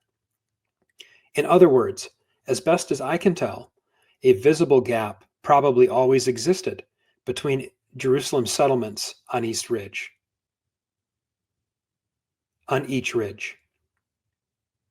From the time the Western Hill was fortified and until the city was destroyed by the Babylonians, Judah's capital appeared, as B.D. Erdman said, as two cities within one rampart. One strength of Avigad's understanding of Psalm 122:3 is that it relies broadly on patterns attesting to Jerusalem's development that emerge from the archaeological material, rather than on one single find. He's also supported by another use of the verb chavar, which we have seen translated in Psalm 122:3 to mean to become joined or to be compact. This use occurs in Exodus 28 and 39, texts which describe the making of the priestly ephod. There, the verb describes the joining of the ephod's two shoulder pieces. Though this context does not relate to architecture or geography, it finds a clear analogy in Jerusalem, where settlements on two separate ridges were bound together by a fortification wall. The main obstacle for Avigad's view relates to the common dating of Psalm 122, which, for a variety of reasons, is overwhelmingly dated by scholars to the Persian period or later. As we mentioned above, it is usually related in some manner to the rebuilt city, or specifically to Nehemiah's rebuilding of the city walls. However, not all commentators are convinced, and emphases throughout the psalm are out of step with the consensus view. The post-exilic temple, purportedly celebrated by this psalm, was, as Ezra 2:12 suggests, smaller and less impressive than the former one. The wall from the same time period was the product of Nehemiah's restoration, which, in my understanding, is best viewed as a hurried and somewhat haphazard building process.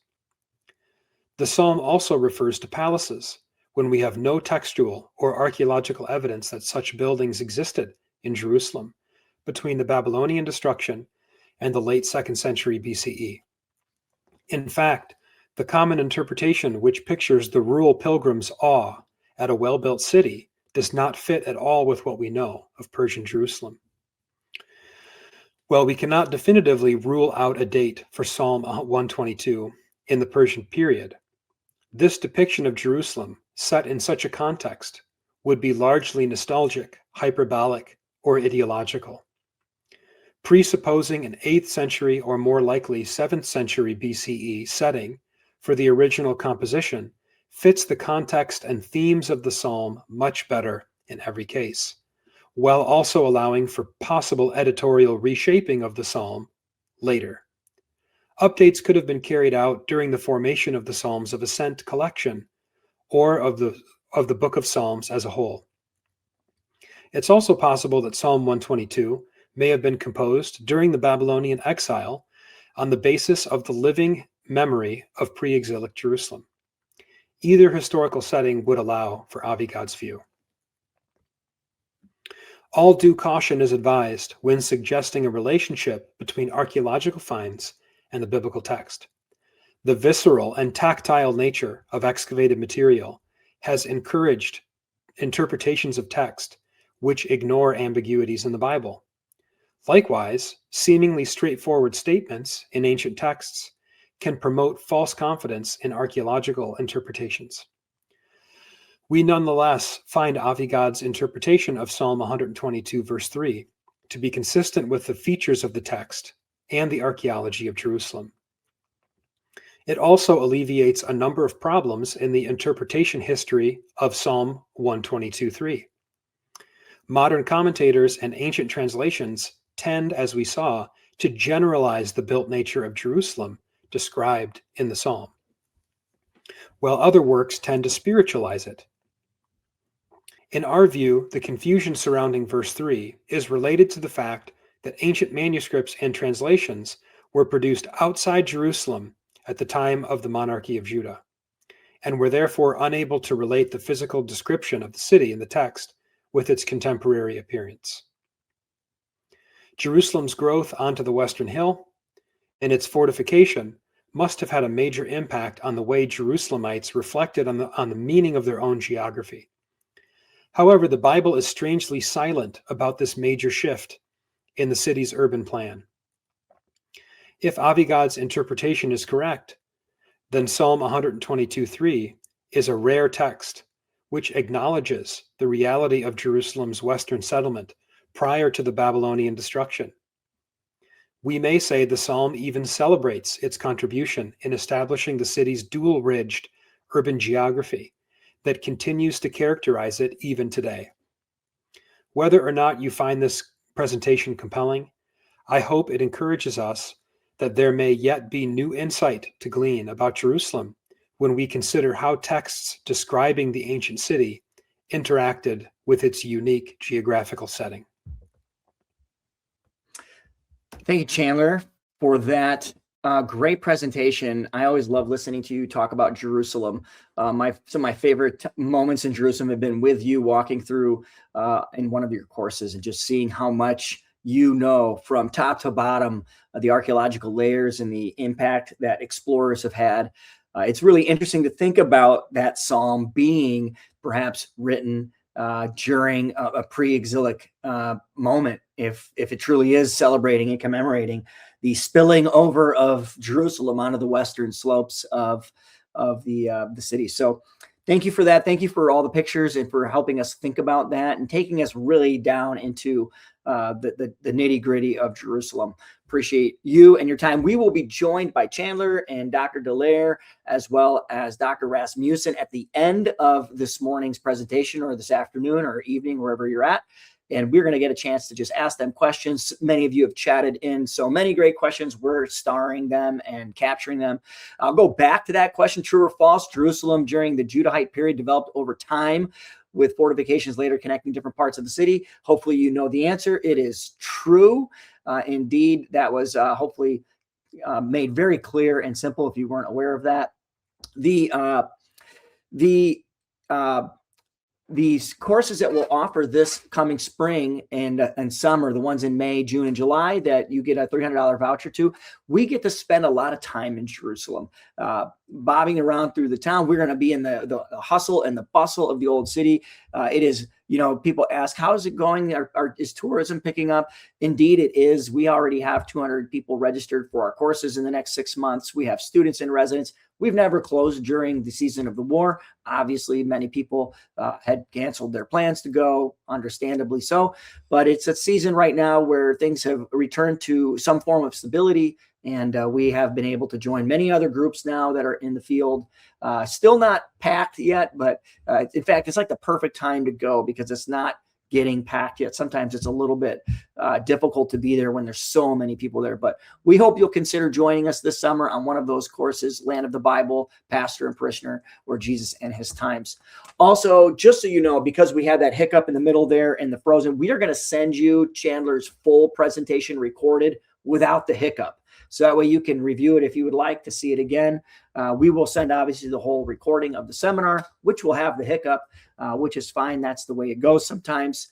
And we'll also send you the full version of his recorded presentation as well without any issue in it. So thank you, Chandler. Thank you so much for working on that, Jonathan, behind the scenes. Let's put our tour cap back on, our pilgrimage cap, if you will. And as we continue traveling together, we've now been in Egypt. We spent time in the land between, spending time with Dr. Dallaire in the wilderness and the plains of Transjordan. And then we spent time in Jerusalem, one of the capital cities, the city that God chose to have so much history unfold in, including our Lord and Savior's death and resurrection.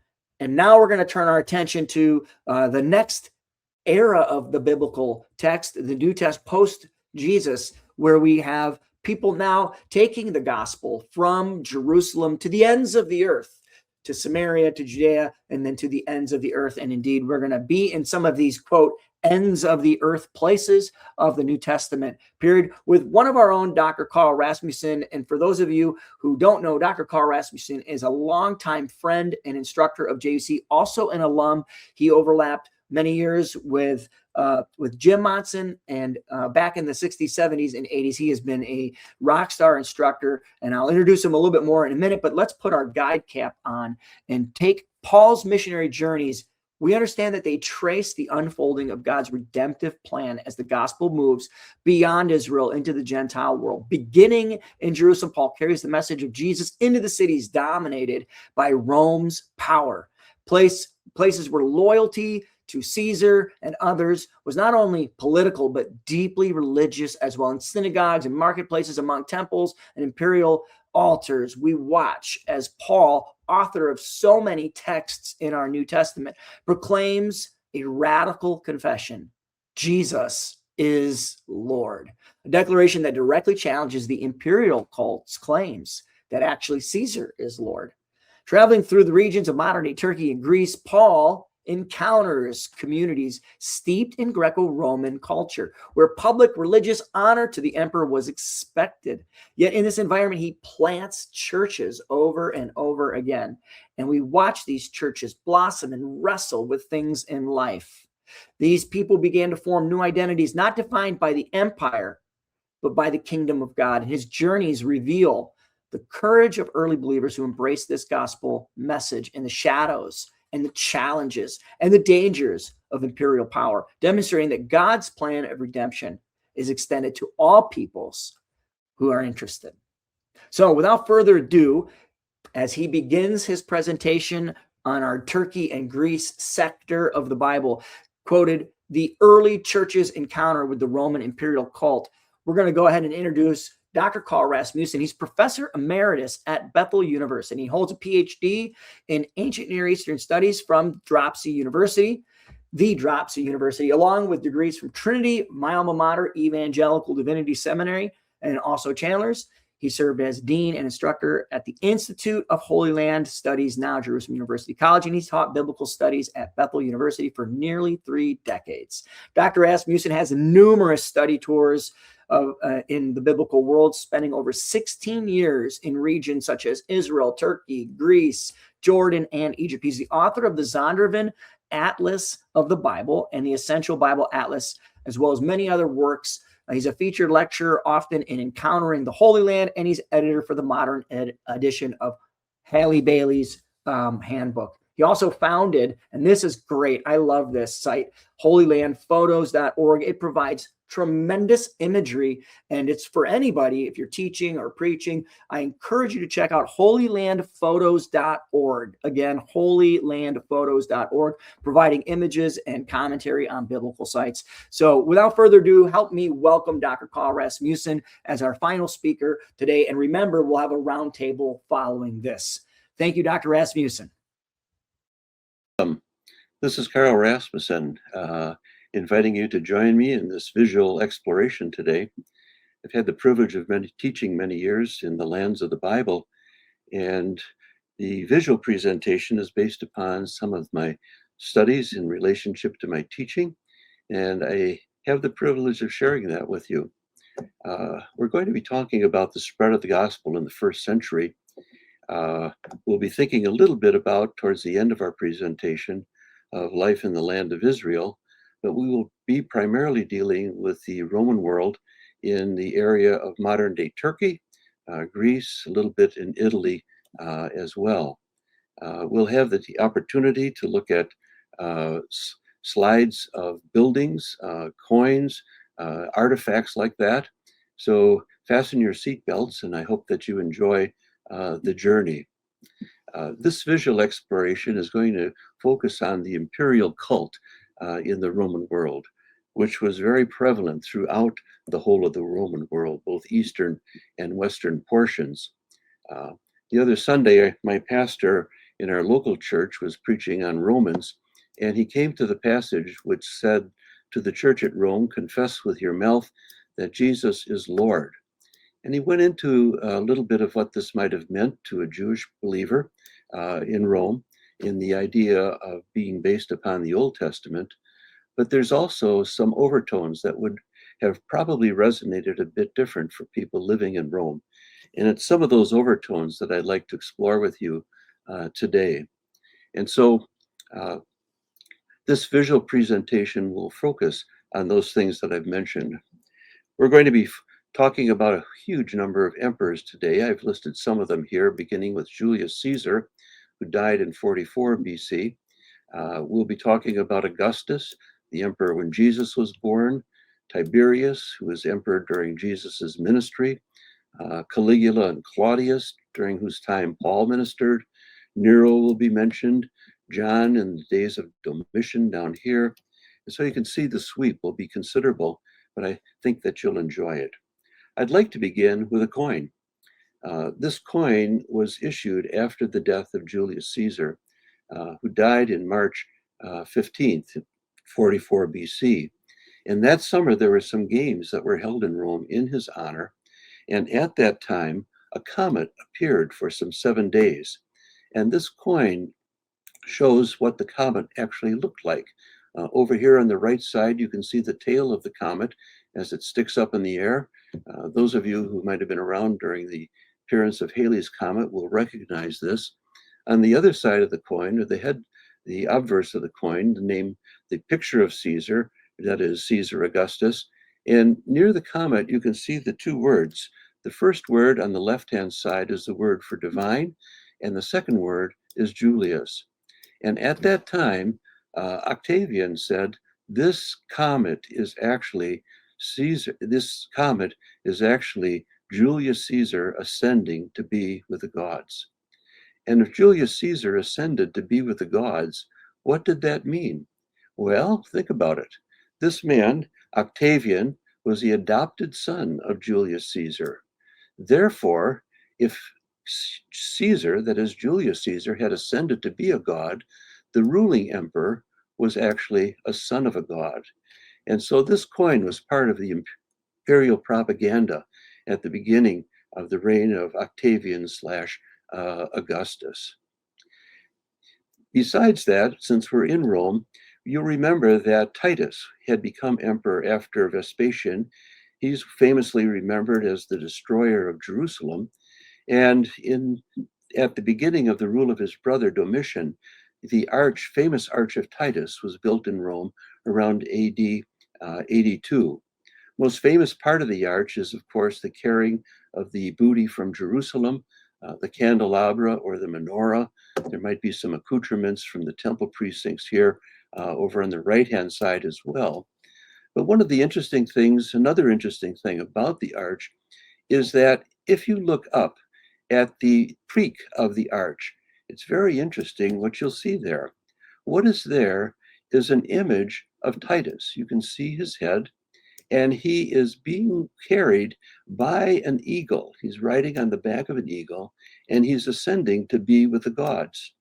This is called the apotheosis, the becoming divine of the emperor, the former emperor Titus, on the back of an eagle. So just as, for example, we saw in the coin, Julius Caesar ascending to be with the gods, so too, emperors after him ascended to be with the gods. Around the same time, that is late in beginning of the rule of Titus, and we find that in Italy, the mountain called Vesuvius, which was a volcanic, it still is, erupted and covered the very famous city of Pompeii that we have a small image of here, just indicating what it was like. Pompeii was a city of maybe 12,000 people, but what I would like to do is to take you to another city very, very close to Pompeii called Herculaneum. This particular city was also inundated by the pyroclastic flow from Mount Vesuvius. By the way, we're about 150 or 60 miles to the southeast of Rome. And Herculaneum has been much more difficult to excavate. It was only a city of about 4,000 people, probably a luxury resort on the shores of the sea. And one of the rooms that was excavated there is related to our topic of the imperial cult. This particular room was a chapel where the emperor was actually worshipped. As far as I know, it's the only complete building that has this function. Had this function, and it's a good place for us to start. You can see that it is a large building. The central portion of it right here was a square. Close to us in the foreground is two column bases where statue bases where statues were placed. And then further in is a place where the emperor was actually worshipped. We know it was a chapel for this group of people called the Augustales because of this particular inscription. A man and his son dedicated or sponsored a dinner. They say the PS that you see here is pecuni sua at their own expense for the people called the Augustales, as well as the elite of the cities. The Augustales were actually slaves who had been freed and were very, very wealthy, but since they weren't born into the upper class, they made their way up by forming an association. And in this association, they made it so that they were worshiping the emperor. Here we have the cult room of the emperor. In the middle of it, you can see a base where the statue would have been placed. There are frescoes on the wall, there are marble on the lower parts of the wall, and even down below, you can see the tile floor that's there, opus sectile. On the wall, you have, for example, two illustrations of Hercules, the one who went through all of the labors. And in this instance, he's saving his wife from the clutches of a river deity. Professor Stephen Tuck of the Teaching Company has suggested that this is an a metaphor for the emperor saving his people. And then on the other wall is Hercules in the presence of two female deities about to ascend to be with the deities, the apotheosis. And so the walls were richly decorated in the entrance in the chapel of the Augustales at Herculaneum. One of the things that really surprised me, and I was very, very excited about when I found out about it, is that statues had actually been discovered in this room. Very rarely will we actually be able to find statues coming from a room where the emperors were worshipped or a temple where they were worshipped. This is a representation of Augustus that we've mentioned. You can see that he's half nude, as some deities would have been. In his hand over here on our right side, he is holding a thunderbolt. It's in bronze. It's larger than life size. Another statue from the same room is in marble.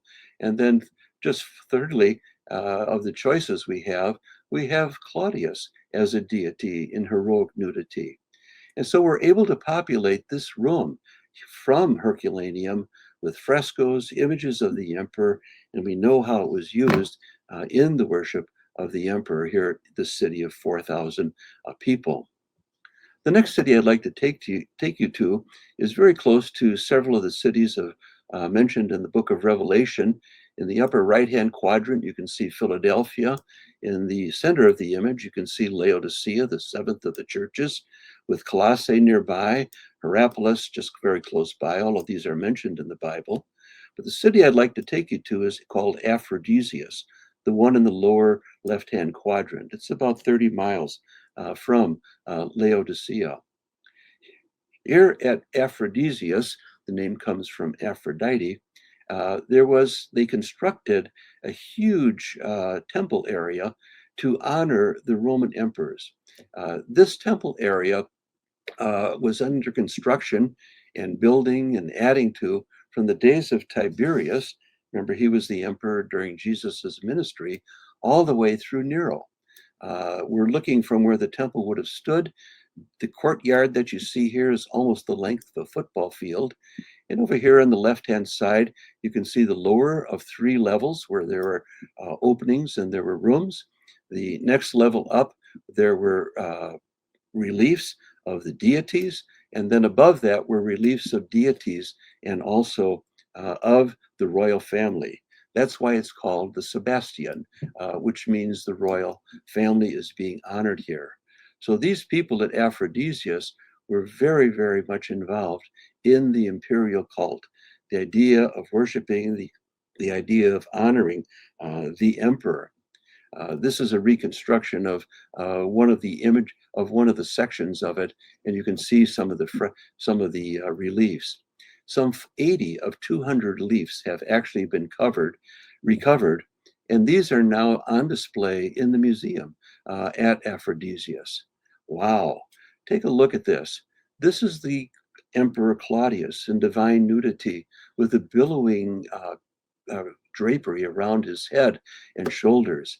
To our left, to his lower right, you can see a deity of earth offering him a cornucopia. On our right, you can see a Triton, a sea deity, offering him the oar of his steering ship.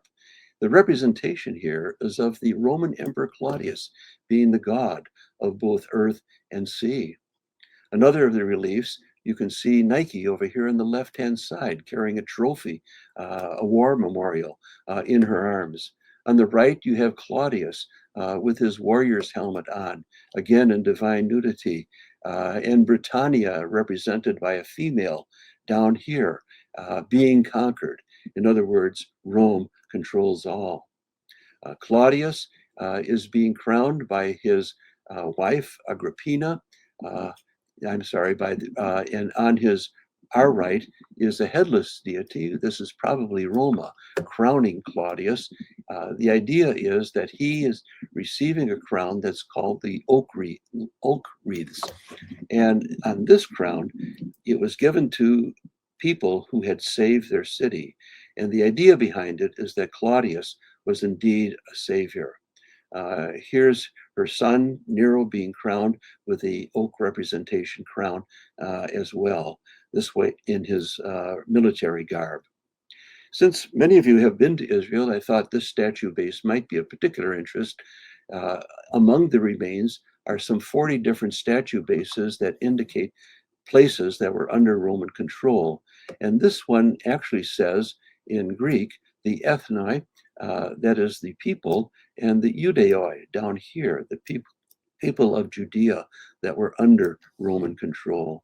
And of course, there's Britannia and some 50 different places that are mentioned. And so the message of this imperial cult complex is very, very clear. The traditional deities represented on the second level here are the ones who are supporting the royal family, those who have gone before in their apotheosis to be with the gods. Well, from there, I want to take you to Ankara in Turkey, which is in the upper right-hand quadrant of our picture. There at Ankara, which is the capital, tucked away in the middle of this city of some 6 million people, is a temple that is almost completely standing, that was dedicated to the Emperor Augustus. This is what it looks like pretty much today. You can see the huge monumental entranceway and then the walls. The walls are of particular interest because on the walls there are two inscriptions, one in Greek and one in Latin. And the inscription is called the Res Gestae, the deeds of Augustus. And these particular deeds of Augustus are spelled out. The text was probably written maybe soon, right around the death of Augustus or soon afterwards, and they describe all the good things that he did. I read briefly: the cities, the provinces, the villages, and all other places dedicated offerings and sacrifices to Augustus and to the name of the Roman people. Individually, collectively, they showed their honor. So it was a way of showing honor. So it's a very, very important text. And then over here on the interior wall is the actual text in Latin. So it's a very, very important monument in the sense that it gives us a feel for what one of these temples would have looked like, as well as the text of the Res Gestae. Now also, we want to visit a place called Antioch. This was visited by Paul and Barnabas on the first journey. Paul probably visited the place maybe 4 times during his ministry. And the excavations there have found a cult temple to the Emperor Augustus, believe it or not. Paul, by the way, was here around 46 or 47. The building period, many of the buildings at Pisidian Antioch were relatively new, maybe 30, 40 years old at the time of the Apostle Paul. There's a huge plaza out here in front. We can see the remains of the Augustus Temple here in the center of this particular image. You can see that around it and behind it is the semicircular plaza. The remains are actually quite well preserved given the meager remains elsewhere. But in this particular image, you can see clearly the semicircular plaza stoa that was around the back of this particular structure. So here at Pisidian Antioch, you have the remains of the magnificent Augustus Temple. This length of this whole plaza was almost, again, the length of a football field. Now, please remember that this imperial cult was alive and functioning during the days of the Apostle Paul. Remember, he went to the Jew first and then to the Gentile, Acts chapter 13, at Pisidian Antioch. And so he was well aware of what we're looking at right now. So it's a very, very important discovery there at Pisidian Antioch. And I briefly mentioned that at Pisidian Antioch, they again found copies, portions, fragments of the famous Res Gestae. Another little temple or room where they honored the emperor is found at a site called Priene, which is just a little bit north of biblical Miletus, a little bit south of Ephesus. And here close to the Agora or Forum, there was a small room, much like all the other rooms in this particular stoa, but it was a cult room for the emperor. And in that room, a gospel, what is sometimes called the Gospel of the Emperor, 2 fragments were found, and it has been reconstructed. And I'd like to read just a little bit of this. And as you look at this, think of the New Testament echoes. We read, "Since Providence," this is from 4 BC, "since Providence has ordered all things and is deeply interested in our life by giving us Augustus, she filled with virtue that he might benefit the whole of humankind, sending him as a savior, both for us and for our descendants, that he might end war and arrange all things. Caesar, by his appearance or his epiphany, divine appearance, excelled all our anticipations. And since the birthday of the God was for the war, the beginning for the world was the beginning of the good news of the evangelion that was to come to men through him. And so you can see, just as I've read through a little bit of this, that this particular inscription that was discovered here is well called the gospel. So many terms are those that we find in the gospel and are echoed there. Well, from Priene, we want to move to one of the granddaddy of all sites. That is the site of Ephesus. Ephesus might have been a city somewhere between maybe 400,000 people by the time of Paul and John and others who were there. We're going to focus on the area in the center of the screen that we see right here. This place is called the Upper Agora. And in this agora, the Roman name would be, of course, Forum. In this forum, they've discovered a series of temples which are associated with the Roman emperor. For example, over here, in the edge of it, you can see just where I'm trying to get my cursor going. There we go. At the edge of a stoa, where the statues, cult statues of both Augustus and his wife Livia were found. So that was several decades old by the time the Apostle Paul arrived there at Ephesus. Another small temple, not too well preserved, but it's right next to the Odeon, is called the Double Temple. There are meager remains, and it's difficult to make out the outline of it all. In the center of the forum was another temple.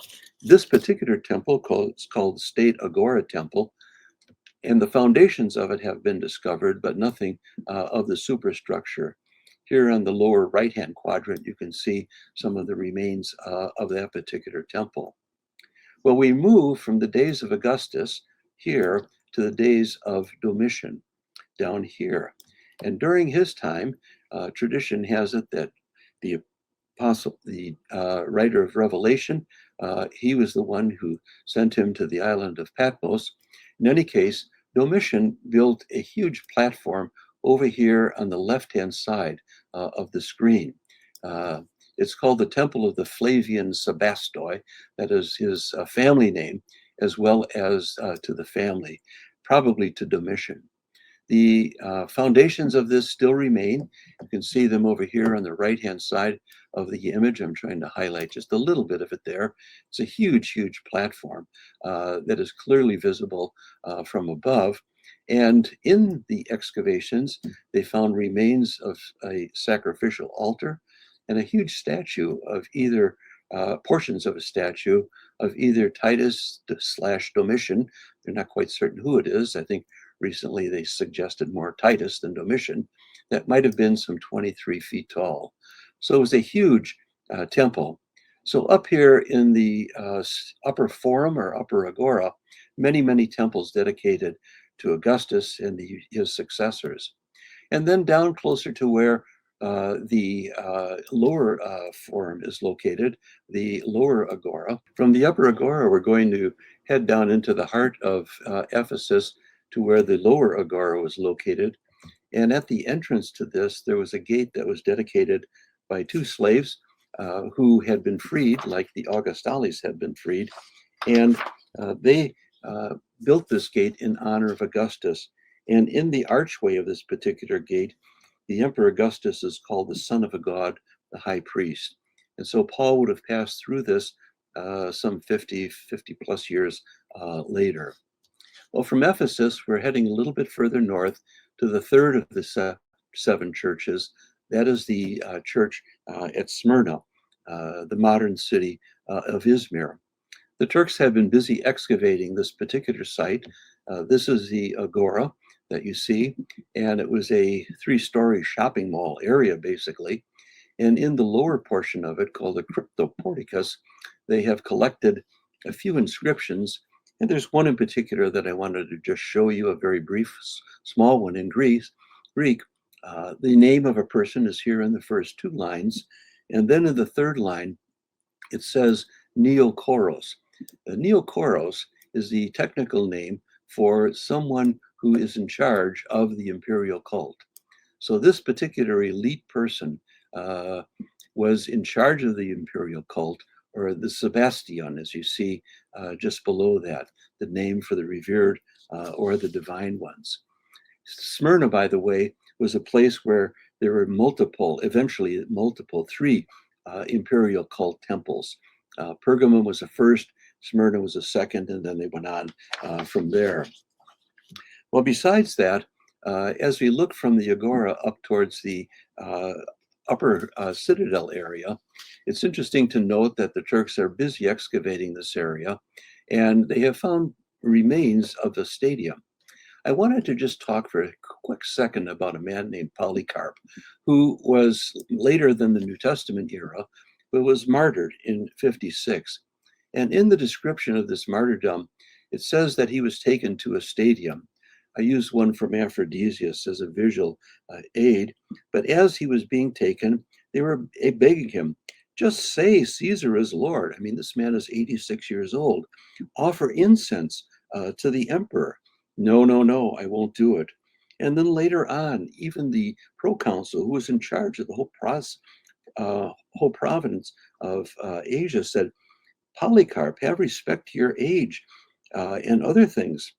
Swear by the person of Caesar, repent and say, away with the atheist. And so they were trying to get Polycarp to swear allegiance to Caesar and to renounce Christ and to burn incense to Caesar.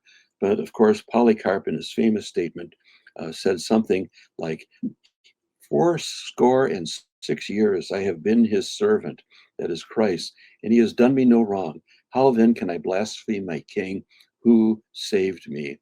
And so Polycarp went to his martyrdom in the city of Smyrna.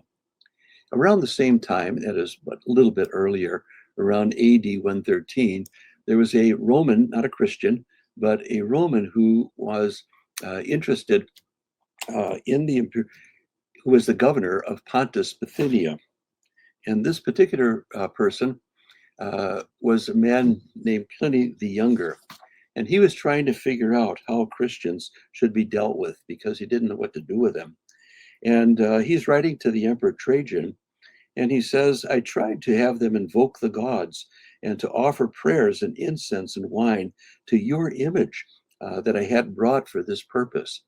And so here in Pontus Bithynia, which is the area where the Petrine epistles were addressed, churches there, they are trying to get the people to worship the Roman emperor by offering incense and wine. We move further north to Pergamum. This is the site where it's called the Throne of Satan. And the first imperial temple was actually built at Pergamum to honor the Emperor Augustus. Today in Pergamum, the temple that we do see, the Augustus temple, has not been found yet, but is a temple of Trajan. And this particular one has been well excavated by the Germans. The archaeological remains and reconstructions are very significant and telling for us. And so it's a very, very interesting place to be able to meditate or think about the work of the imperial cult. This was the place where the first imperial cult was begun. This, as you see, is a statue of Hadrian that was discovered in the Asclepion. A little bit to the north and to the west of Pergamum is Assos, where Paul overnighted and boarded a ship on his way to Jerusalem. And at Assos, it's a beautiful site with a hillside, a temple of Athena. And down in the middle part of Assos, there is the area where the council building was located. And in the council building, they discovered a 21-inch tall tablet written in wonderful Greek that's now in the museum in Istanbul. And it was written at the time of the coronation of Caligula. And the people of Assos wanted to get into good with him. And so they're promising their allegiance to him. We swear by Zeus and by the gods, Caesar Augustus, all of these wonderful terms that we've seen before. And so it's a very important discovery that is there in the museum in Istanbul. And finally, as we conclude this particular section, we have one more to go of our presentation. We come to Thessaloniki. And there at Thessalonica, we have the Agora and the Roman Forum. We have another cryptoporticus. But the passage I'd like to refer you to is in Acts 17. We read this. But other Jews were jealous, so they rounded up some bad characters from the marketplace. And then when they did not find Paul and his companions, they dragged Jason and some other believers before the city officials. And here's the catch, here's the phrase: these men have caused trouble all over the world, and they have now come here. They are defying Caesar's decrees, saying that there is another king, one called Jesus. And so we see that the influence of early Christianity was considerable during the days of the early church. And finally, what I would like to do is talk for a few minutes about something that might be a little bit different, but it's an emphasis that I like to say about the temples that were built by Herod the Great. Remember, he is the one who was alive when Jesus was born. These temples are described in several places in Josephus, one at Caesarea by the sea that we see here, and that's the first one that we'll look at. This is our familiar site of Caesarea, and inside the Crusader fortifications on the hill that's there, they have discovered remains of the temple. You can see the harbor out here, and so as ships would approach, they would see this temple that had been built to honor Augustus. Some of the stairs have been uncovered, as you see here in the center of the image. More recently, they built staircases that would lead up to the spot where the temple would have been located, somewhere up in this area here. And so when you get up to the top, it's a little confusing. I think it's more than a little confusing, but there are remains of an octagonal church, and they have found meager remains from the Augustus temple there. One of the things that some people don't think about or recognize quite as much as we should is that Herod also initiated games to honor the Roman Emperor Augustus. And these were held at Caesarea every 5 years. And besides all of the athletic type events and chariot races and things like that, there were gladiatorial games, there were wild beast fights, and musical contests and things like that. And so not only did Herod build the temple, but he honored Augustus by the games there at Caesarea. And many of you, if you've been to Caesarea in the Israel Museum, realize that the famous Pilate inscription, the ruler of Judea and Samaria, during the days of Jesus, was discovered by the Italians. On this, people get very, very excited when they see the inscription because it actually mentions Pontius Pilate. And that's very, very important. It mentions his status as prefect of Judea. But one of the things that we also need to remember is that he built a Tiberium, or maybe he reconstituted the Augustus temple as a Tiberium in honor of the ruling emperor, namely Tiberius. So Pilate was very, very anxious to be he was very indebted to the people of Rome and wanted to stay on their good side. And so this is the famous inscription that was discovered. He even issued coins with a Roman symbol on it that was used by the priests who would honor the Augustus in the temples. Besides besides the temple at Caesarea, we also have a temple inland at Samaria Sebastia. The remains of a staircase from a later rebuild of this is very clearly visible for visitors to Samaria. And then finally, the third temple was built at Panias or Banias at the fountains of the Jordan River. This place is very familiar to most people in the sense of this is the place where Peter said, "You are the Christ, the Son of the living God."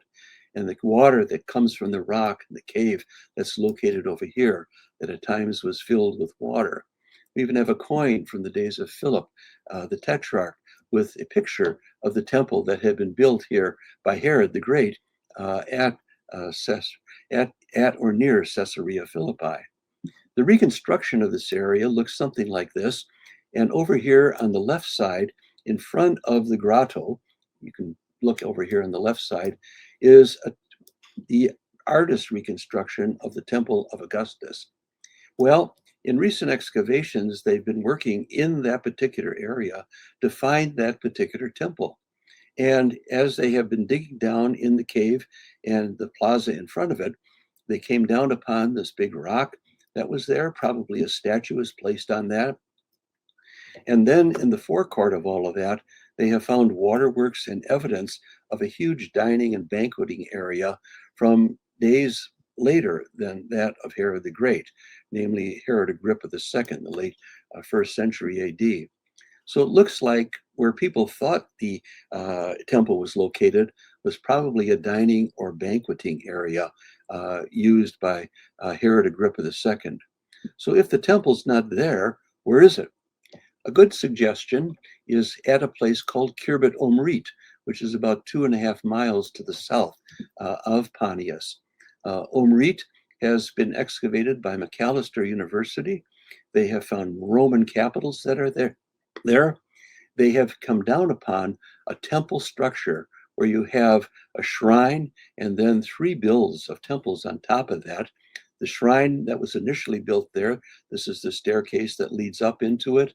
You can see the podium of the shrine that is right here. And then the staircase that led up to the first, second, and third temples. And even on a picture just like this of the meager remains, this is the most recent build of the temple. And then inside of that here is the probable temple that was built to honor the Emperor Augustus. You can see the molding, the fresco, or the on the wall, the plaster on the wall. And so it's really, the foundations at least, are very, very well preserved. So this is the artist's reconstruction of that particular temple. So we've had a chance to take a look. Not only was the Roman imperial cult alive and well in what we would call Turkey and Greece and Rome and places further west, but also in the land of Israel itself. So in our visual exploration, we've made our way quite a ways, starting with the coin of Julius Caesar, ascending to be with the gods. We have seen the place where the emperor was actually worshipped at Herculaneum. We've seen that these places were populated with Roman statuary. We've had, even in an out-of-the-way place like Aphrodisias, a huge imperial complex. And so it's quite evident that the imperial cult had permeated the whole of the Roman world, the ruler of land and sea. And so when inscriptions talk about the god Augustus, the son of God, Caesar, the absolute ruler of land and sea, the benefactor, the savior of the whole cosmos, this was what was permeating the land where the gospel first spread. I mean, think about it. Who is really Lord? Who is the Son of God? Who is the King of Kings? Which empire am I a member of? My citizenship is of what empire? Who really is Savior? Did he really apotheos? Or who ascended to be with the Father and rules currently the cosmos? Is this really God manifest over here, or God with us? The gospel, or the good news, is really the good news of Jesus Christ. And so when Paul writes to the church at Rome, Jesus is Lord, remember, the whole of the Roman world was dealing with that question: who is Lord? Is it Caesar, or is it the man who was crucified on a cross in an out-of-the-way place of the Roman Empire that some strange people believed rose from the dead, ascended to heaven, and now sits on the right hand of God the Father?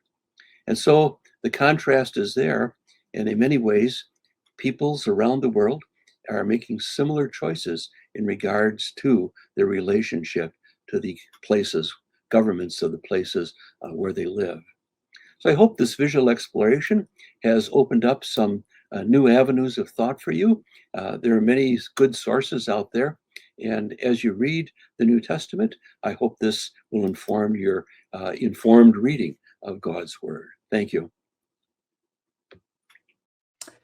Thank you, Dr. Rasmussen. That was a visual joy to ponder and think through. And as you were talking, I was just struck by while the imperial cult is really about to just explode under Augustus, that's exactly when Jesus comes into the world. There's always this, you read through the whole biblical narrative from beginning to end, you always see these unique moments where God really just intervenes at just a time that's right. I think of the passage in Galatians where it's the fullness of time that God chooses to do what he's going to do. It's fast. Thank you for that gift. And I'm looking forward to chatting with you here in a couple minutes. We want to just remind you, if you are interested in more of this, diving deeper into any of these regions, you could study with us online. We have online courses here. I have the joy of teaching one of these classes, Cultural Backgrounds of the Bible, but these are all really great courses.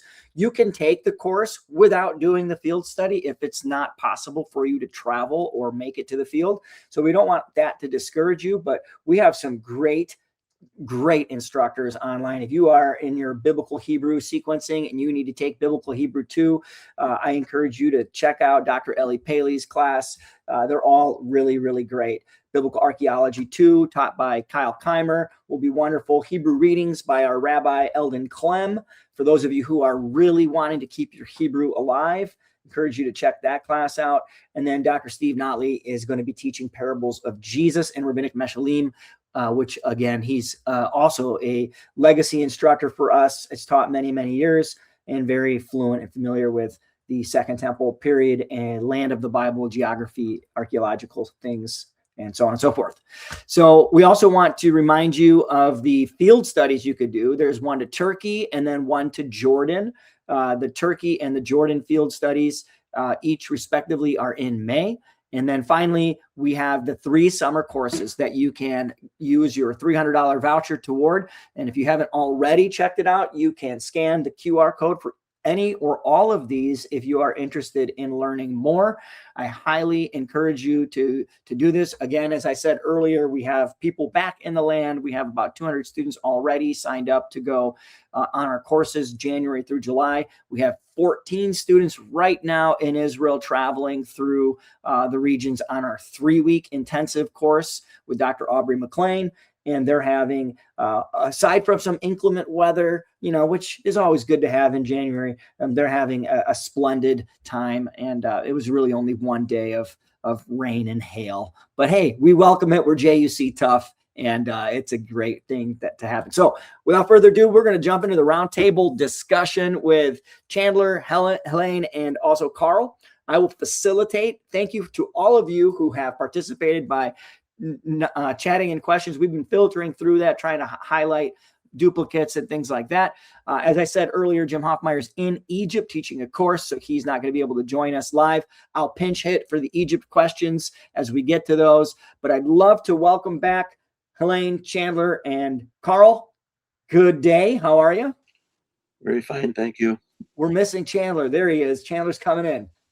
Great. Hey, thank you in person here for your presentations. Those were really, really wonderful. Thank you for taking time to do that and for just contributing to our learning today. We had over 1,200 people tuning in live at one point. We're just shy of 1,000 right now tuning in. So let's keep the learning going, shall we? We're going to dive right in. This is a question to anybody. And if no one takes first stab at it, I'm going to call on one of you. So I'd rather one of you just take first stab at it. But the first question I want to ask is, we've been talking this morning about how geography influences the way the biblical narrative unfolds. How would you say geography shapes identity of people? And think about the people of Israel, as well as the Jewish people during the Roman era. How does geography, the Persian and Roman era, how does geography perhaps influence geographical settings, influence the identity of people in these regions? What would you say would be your thoughts on that? Well, maybe I'll take it away. My presentation was more on urban geography, And in a sense, it was building a little bit off of what Chandler had worked on because of the idea of the urban geography of Jerusalem. And I guess what I'd like to say is maybe a plug for a book that's forthcoming. The early Christians, in the New Testament, were in urban centers. And a man named Jason Borges with the Asia Minor Research Center is publishing a book called Christian Life in the Greco-Roman City, where he'll deal with temples and forums and all of these aspects of Greco-Roman life in urban geography. And so I'm looking forward to that. I think all of that had a tremendous influence on Christians living in those cities. That's great. Chandler, Helene, do you have any thoughts on how geography shapes our identity? I mean, it's pervasive. Thinking about moving from urban geography to more rural centers, or spaces where you're engaging with the natural world. I mean, you're talking about weather patterns, landscapes. You're talking about foodways, all kinds of things that are born out of the natural world. And I guess one thing I would say is that we moderns are very disconnected from the natural world in ways that was not true for ancient peoples, certainly for ancient Israel and Jews of the Second Temple period, but for virtually all people living before the modern period in a lot of ways. So there's a real visceral connection to food and foodways, which comes out of the kinds of crops you can grow, which is related to the kind of soil you've got and the ways you can farm and weather patterns and all of that. And that's, as you all know, that's a lot that we get into in discussing these things in JUC courses and in field studies and wherever we are, in the land. So I guess I would just point to the narrowed gap there between people and the natural world in antiquity. It's helpful. Helene, I want to, unless you have a pertinent comment you want to share, I was going to ask you a different question. You're muted though.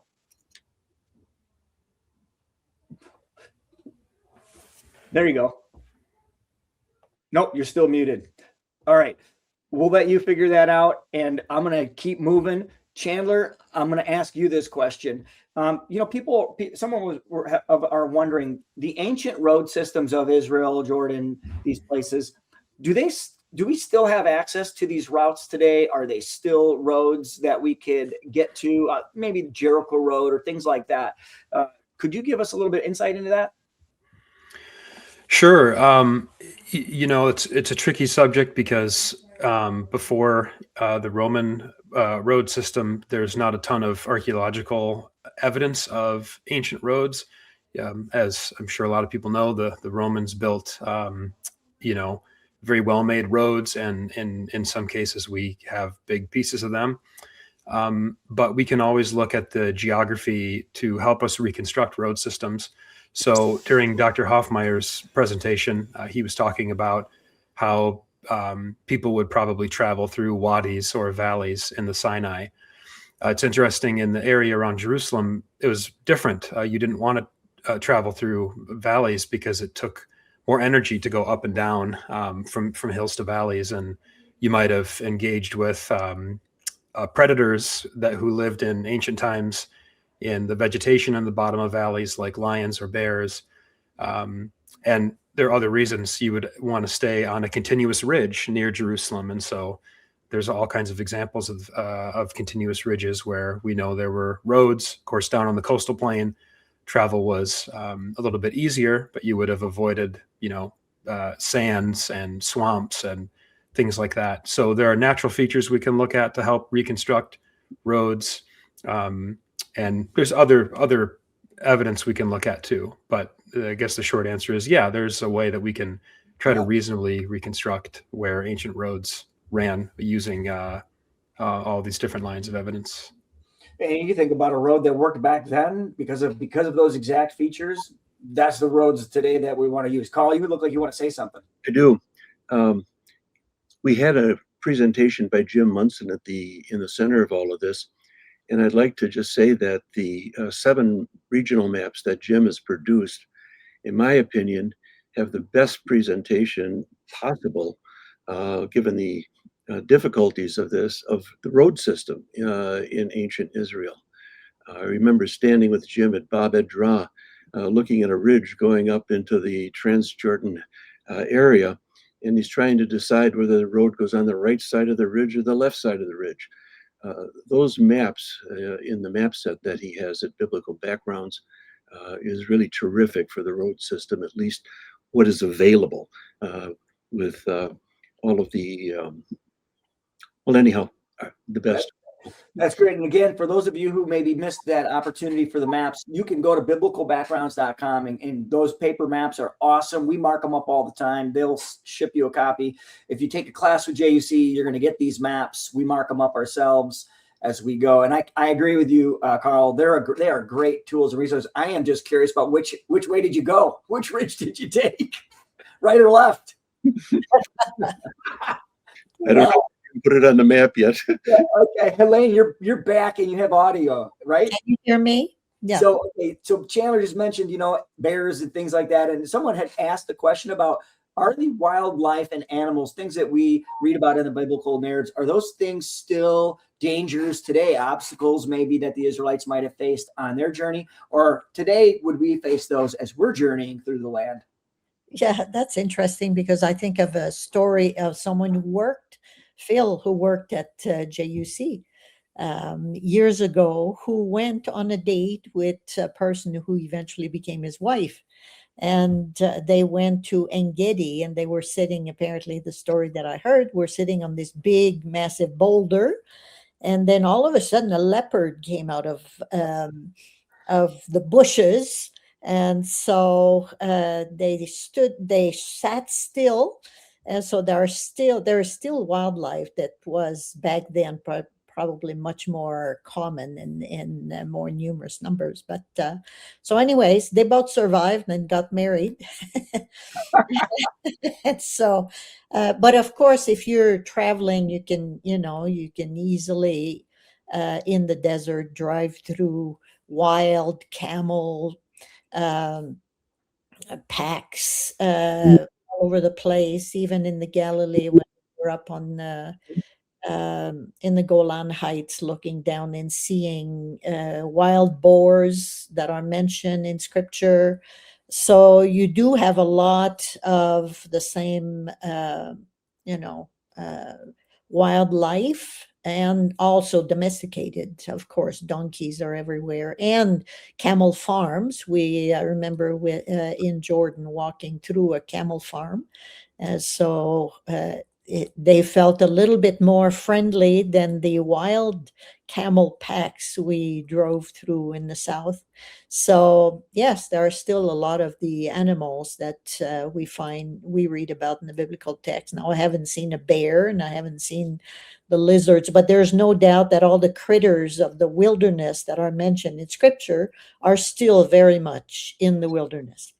Yeah, absolutely. So we may not be calling out a she bear upon 42 rebels, but for sure we may stumble across something. I've heard the leopard story before, so I'm always fascinated by that, because that's recent times in the last 35 years. So thank you. That's helpful. Carl, I want to direct a question to you. Someone had asked about the Roman worship, emperor worship. When precisely did emperor worship begin in the first century BC? Was it? It seems that the person writes, there was significant pressure and even persecution from the Roman government and authorities directly against Christianity. That Roman authorities were constant belligerents against the church around the world. When does the emperor worship really begin in its first seedlings, and then when does it really come into full force? Well, it seems like it began during the days of Augustus. The coin that I showed was my starting point, and it spread to the regions west and to the east of Rome. I'm not familiar with North Africa, unfortunately, but you can find these temples in France, for example. You can find them in Pisidian Antioch, And so it was pervasive very, very quickly. In Ankara, you have them, and then even down in the southern part of Turkey, you have them. So, in my opinion, it was very pervasive very quickly. It was a way for the Roman elite or the elite of the cities to get into good graces with the Roman emperor. And I think this is what Herod was doing. I'm just amazed when I think about it. Herod was building Caesarea at the same time that he was building the temple in Jerusalem. He was having it both ways. Chandler, are you familiar? I know you spend every hour of every day, besides taking care of your family, studying Jerusalem. What signs of imperial cult have you could you draw attention to in Jerusalem? We assume it was there, pretty prevalent. Are there remains of that today? In terms of imperial cult in Jerusalem, I wouldn't really know what to say, but it is interesting that a lot of scholars have observed that, when Herod expands the Temple Mount, Josephus says to twice the size as it was before. And we know from archaeological remains that there was, it took a long time, probably even decades after Herod died, it was still going on. But a lot of that architecture there looks Greco-Roman, and there's elements of the temple that would have appealed to, let's say, Gentiles coming from all parts of the Roman world and visiting, kind of taking on the appearance of a Roman Forum, the de facto sort of Roman Forum in Jerusalem. And, that's probably why there was a stone fence, Josephus says, around the temple building that probably demarcated the area of the old Temple Mount from before the time of Herod, warning people in inscriptions in Greek and Latin, warning Gentiles not to pass beyond the stone fence, because the architecture of the Herodian Temple Mount was appealing, or would have been naturally appealing for Gentiles visiting Jerusalem. So there's some elements where, Herod is incorporating sort of in vogue Roman architecture, even as he's building, the expanded Jewish Temple Mount in Jerusalem. This question, I'm going to direct it first to Helene, but it's open to anybody. It's a specific one that someone has asked about water in the regions of the Sinai, and we could even take that up into the Negev and across into the Transjordan as well. Water was tricky to find, and what does geoarchaeology speak of in terms of location of old water spots, would those perhaps locations change any of our understanding of the Exodus route? Might they help us think about the Exodus route and continue to deepen our understanding of it? I have some thoughts on that too, but Helene, I wanted to give you first shot at it, and any thoughts that maybe you want to take it even into your world of Jordan and the Negev. Yeah, well, of course, you have the major water sources, but I think where Israel ended up parking itself were mainly at oases. And so Kadesh Barnea, where most of the 40 years was spent in that area. So we think of the wandering of the Israelites in the wilderness for 40 years. Well, they didn't wander every day. And so, of course, there were places as they were wandering where there was no water. Now we know about the flash floods because in the south, of course, it's desert, mostly desert. So we hear about the flash floods, but you do have water sources. I mean, it's not my main area. So on the east side, of course, you have the main rivers that come down into the Dead Sea and the Jordan River. Jabbok, Yarmouk, Arnon, those rivers end up feeding, and more at some times of the year.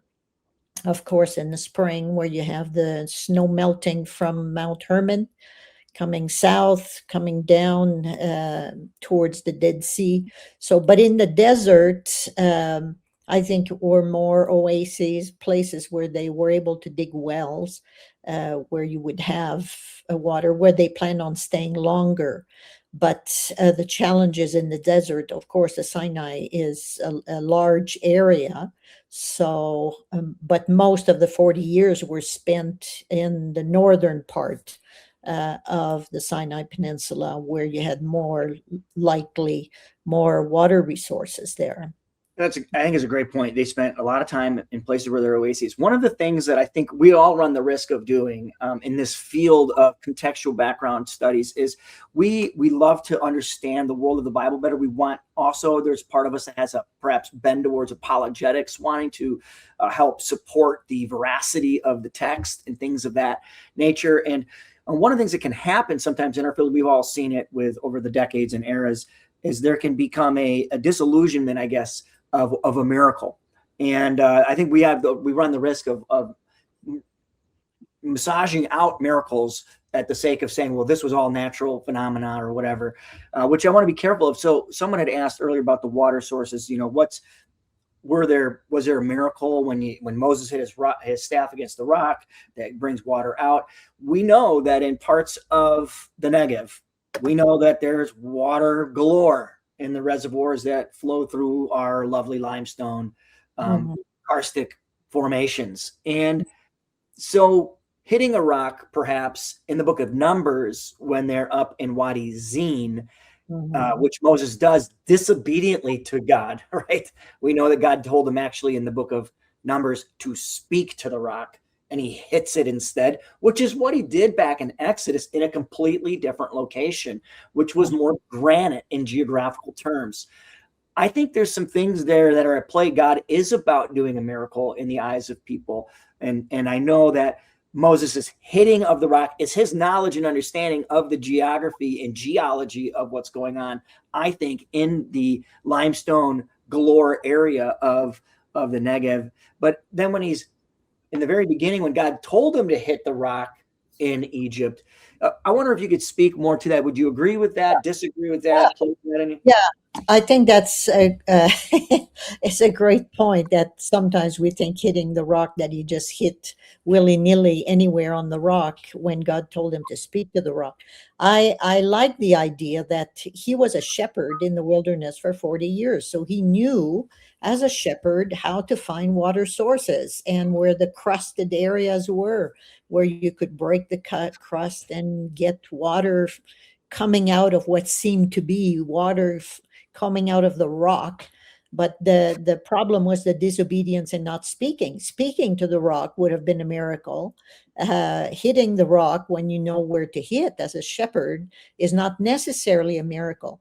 But we only work with the details we're given in Scripture. So we don't know where exactly he hit. But I think as a shepherd, what he did in disobeying and doing something different, it's because he knew that what he was going to do was going to work.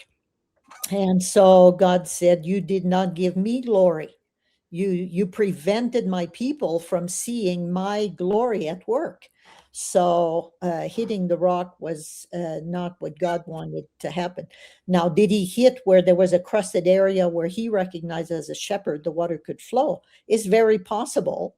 So I have no problem with that. But the disobedience was in not speaking to the rock. That would have shown God's glory. This next question's been asked a couple different ways, and so I'm just throwing it out there for all three of you. I'm going to ask that Dr. Rasmussen, you actually first take a stab at it, so I'm going to put you on the hot seat. The question's been asked whether or not there's been significant climate change over the eras of history. We're talking all the way back to Bronze Age, through the Iron Age, into the New Testament period, Second Temple period. Has there been, I mean, we're talking thousands of years of history. Has there been, and then we have today, like we go and experience, we walk through these. Someone asked, does JUC offer walking and treks through the Bible lands? The answer is yes. I think that was from Mr. Rashev. Yes, we do, or Miss Rashev, sorry. We do offer those walking paths. So today we walk through, has there been shifts in the climate, Dr. Rasmussen, that you could articulate or talk to? What do we make of that? Are there places that were more habitable in the past, they're less habitable today, or vice versa? It seems that there's some indication of that. I'm not an expert on that subject, but when you think of the Negev region, for example, during certain eras, there were Judite fortresses down there, I think protecting the caravan routes through the area. And especially during the Byzantine period, they were able to harness the water down there using a whole system of dams and then the land behind the dams. And there was quite a population down in the Negev, or the dry region of Israel. Today, I think it receives maybe 7-8 inches of rain a year, depending on where you're at. But there probably was a period of more rain during the Byzantine period that led to a bit more prosperity down there, so that grapes and fig trees and all kinds of these things were grown. And yes, I know the people are reconstructing some of these things and are trying to get back to some of that original agriculture. Yeah, that's really helpful. You're exactly right. People are doing reconstructive archaeology now to try and understand better. I mean, we think about the recent dam that was just uncovered. I mean, it's been a couple months now. Huge dam that apparently predates. I know it's still being discussed and thought there, but predates Hezekiah, and it's in the Kidron Valley right there in the ancient city of David. Chandler, maybe you'd want to talk about that, but it's amazing to think about how much water would have been collected by that, and today how it's different. But anybody else want to speak to that? The concept of climate change. This doesn't have as much to do with climate, but I think also about just changes in the landscape over the millennia, like deforestation, soil erosion. Helene in her presentation mentioned W.F. Lynch, who took a boat from the Sea of Galilee down to the Dead Sea in, I think, the early 1840s. It's a fascinating read, by the way, and it's open access if anybody wants to look up his trip. But the Jordan River that he describes is not the Jordan River we experience today because of the dam on the southern end of the Sea of Galilee, and all of the dams built in the big wadis that Helene was also just mentioning in Jordan that used to all flow into the Jordan River and the Dead Sea. So the Jordan River is different. I think also about there were a series of swamps and a lake in the Hula Valley, just south of Mount Hermon there that was drained in the 20th century. So, there's some differences in landscape too. And usually, when we look at those in JUC courses, we sort of go region by region and deal with the historic changes, talk about what you would have experienced in antiquity if you were in those places versus what you see, today. So if you, Taylor, to why those dams have been built in modernity? I mean, my understanding is that it just has to do with the modern states that are there and the necessities of modern water use. Yeah. Yeah. I think one of the things that we forget is how much population explosion has happened globally, but also in this region.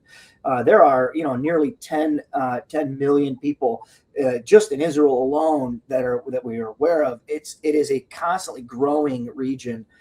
And so again, naturally we need water. And so the harvesting of water for these things, for crops, for life, all of it's needed. So dams get built and so on and so forth.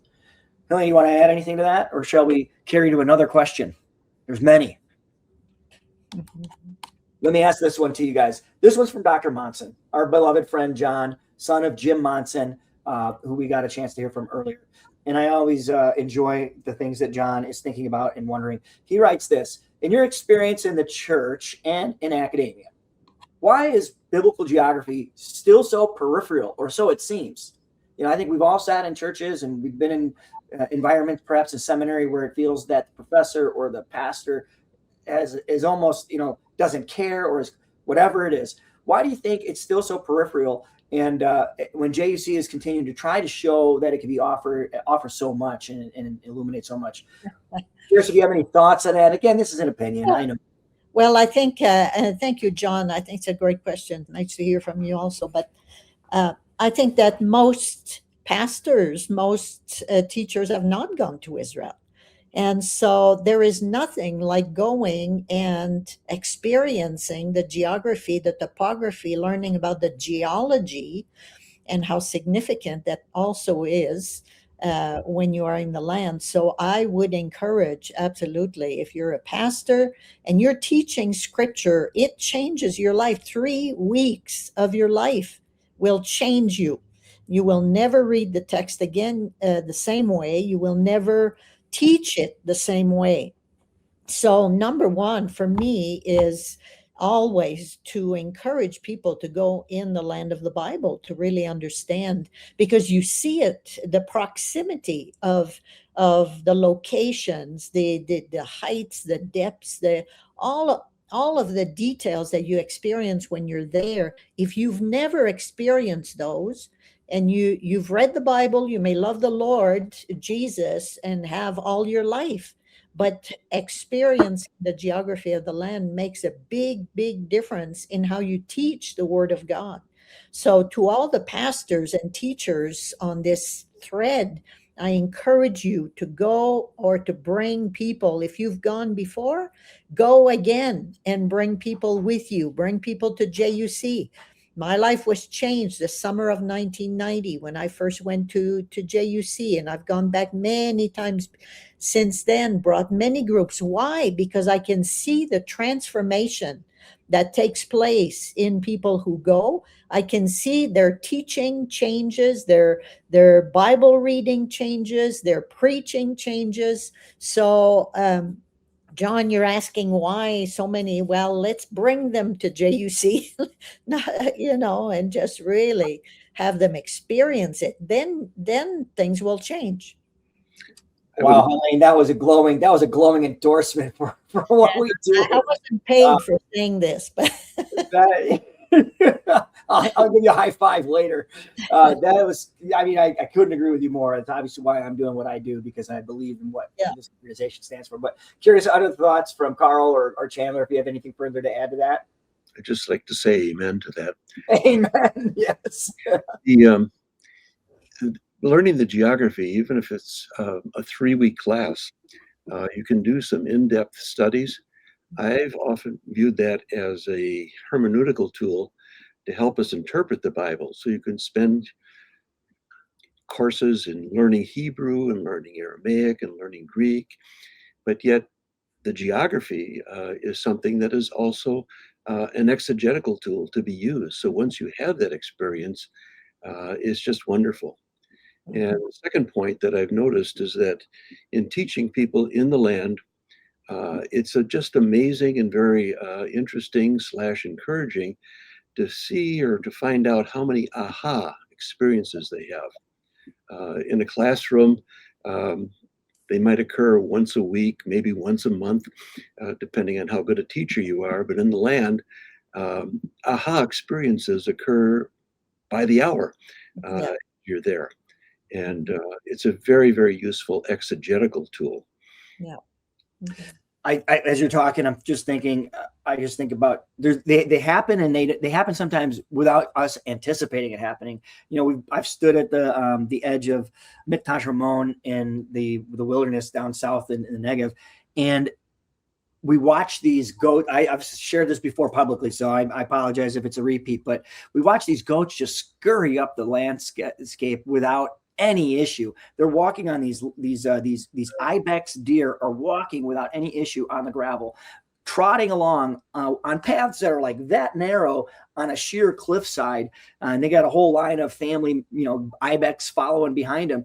And it makes you think of a passage where Habakkuk is finishing his prayer and his reflections with the Lord and the pending doom that's about to be faced in Jerusalem when the Babylonian Empire is coming. And he says, Lord, give me feet like the deer on the heights for the next season ahead.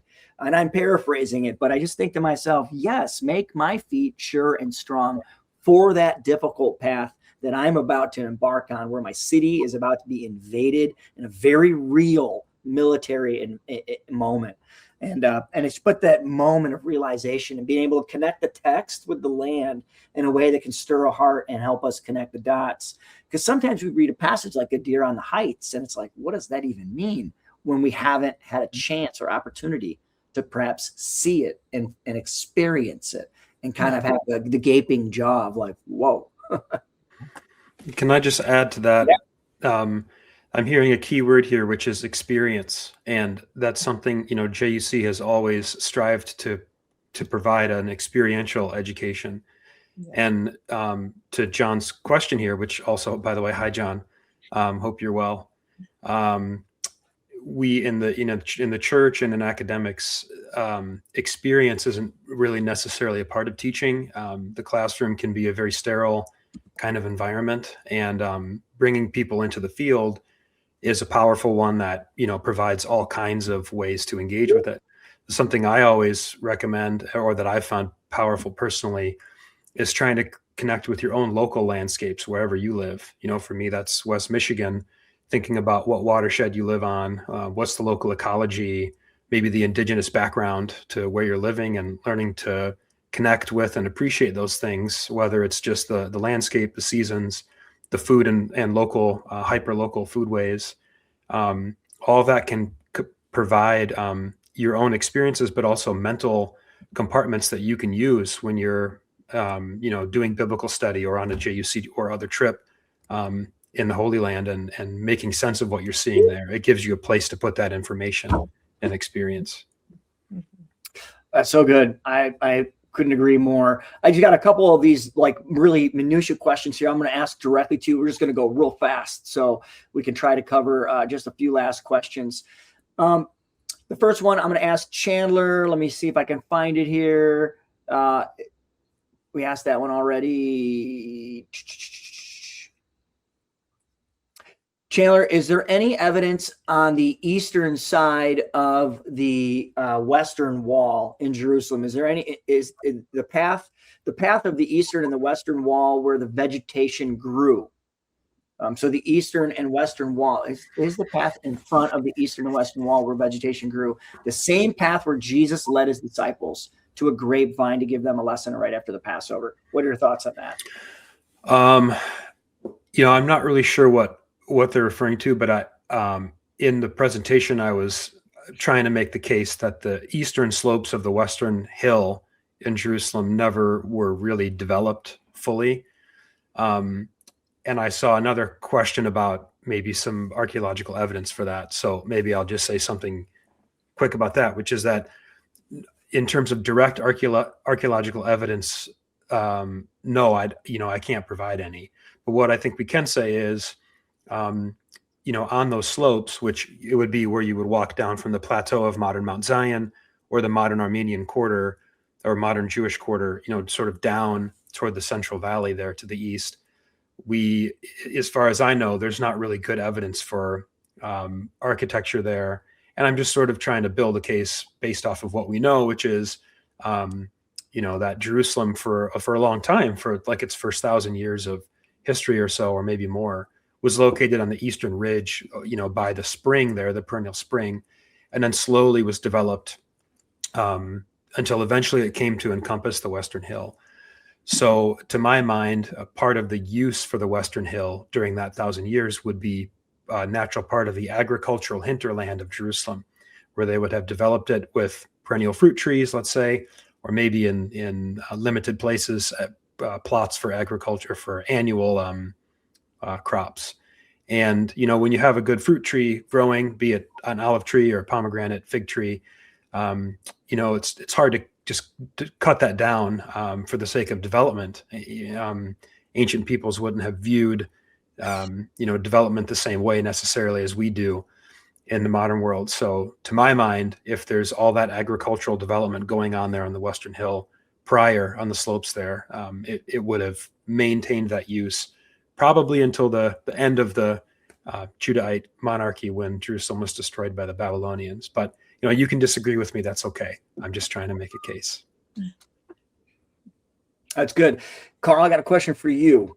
It appears Augustus was the most venerated of the emperors. At least he has the most temples, it seems. Do you have any comments on that? Is there a reason why he might have been more venerated than anyone else, or at least to be the first to be venerated? And I think he is the first to be venerated while alive still. I don't think any emperor before that had been venerated while still alive. Could you speak a little bit to that? I just like to mention that this idea of worshiping emperor, or at least exalting them, goes back into ancient times before Augustus. But Augustus seems to have been the first, and it was very prevalent, as I indicated earlier. My one of the things we have to keep in mind is that these temples were reused again and again and again. That complex that I showed at Aphrodisias, for example, was under construction from the days of Tiberius all the way through the days of Nero. So you have this progression, and so it's a continuous thing. Even in some places, they would have what they called synnaos, where a temple to a deity would be reused, for example, or the emperor would be embedded in that same temple. I'm thinking of one, for example, at Sardis. There's a big Artemis temple there that eventually came to be used as well for the worship of the emperor. So I think they were reused again and again and again. I'm guessing that Pilate, for example, reused what Herod had built to honor Augustus at Caesarea and Sebastia, and then also up in the area of Caesarea Philippi. Okay, that's helpful. That's helpful. Is Augustus the first to be venerated while alive, or was another emperor, or do we not know? I don't know. I'm sorry, I can't take it back any further. Okay, that's helpful. I'm always curious about that because he's the emperor, obviously, the sitting emperor when Jesus comes into the picture as a babe. Okay, I have another question here for you, Helene, and it's specific to your presentation. You talk about the obstacles and how it can shape faith, and it's a crucible for where the Israelites were being formed. Is there any, and we asked this question to the larger group, and we had people chat in their responses. I'm going to ask you a personal question, and as you feel led, is there anything that resonates with you really loudly about the Israelites' struggles and journeys? One perhaps moment or obstacle that they faced that you really connect with? Yeah, great question. I think sometimes we read the Bible as if it all happened over, the last couple of hours. And, but I think of the pregnant women who gave birth in the desert, the children, the sick people, the elderly, all of those, we don't see them dealt with specifically in the narratives, but they were there. And so one thing that hit me when we were hiking in the wilderness of Zin, in the Zin Canyon, which was one of the most beautiful places, I think, in the land. And I thought, wow, imagine you're this huge number of people walking in the desert. It's cold at night, hot during the day. And I thought, wow, I have an air-conditioned bus at the top here. And somebody carved steps in the rocks for me to make it to the top of the canyon. But I think the real people, the real Israelites who lived their real life with these challenges without an air-conditioned bus, without knowing where food was going to come from the next day. I mean, they had their animals, so I think they had some resources with them. However, not knowing how long this trip is going to take. I think we live in a life, and Chandler mentioned that earlier, that our lives are so disconnected from the biblical realities of thousands of years ago. I live by the mountains. Well, I want to go on the other side, I hop on the plane. And but then, being in the land, in the desert, and experiencing the geography, the topography of the land really helped me become more compassionate and more patient with the Israelites, because we listen to their complaints sometimes and we think, oh, why are they always complaining? Well, I thought if I had been in their position and hiking what we were hiking with a meal at the end of the day, and I thought, yeah, I need to back off a bit and see the Israelites, even those who are unmentioned, who are not named, not highlighted in the text, see them as real people who really struggled, ask the same questions of their leaders. What's happening? Why are we facing all these difficulties? So the resilience of the people of God is just so amazing. And throughout history, because they're still here. And so you see, the history and you see God's faithfulness. And so all of these obstacles do something to you. And James talks about when you face difficulties, how it builds character and it builds patience. And so all of these things they experienced thousands of years ago in a way that's a bit different from the way I experience it in America, but yet they were real people with real feelings, with real conflicts, with real struggles, with real illnesses and real childbirth and real places. Where do I bury my child who just died?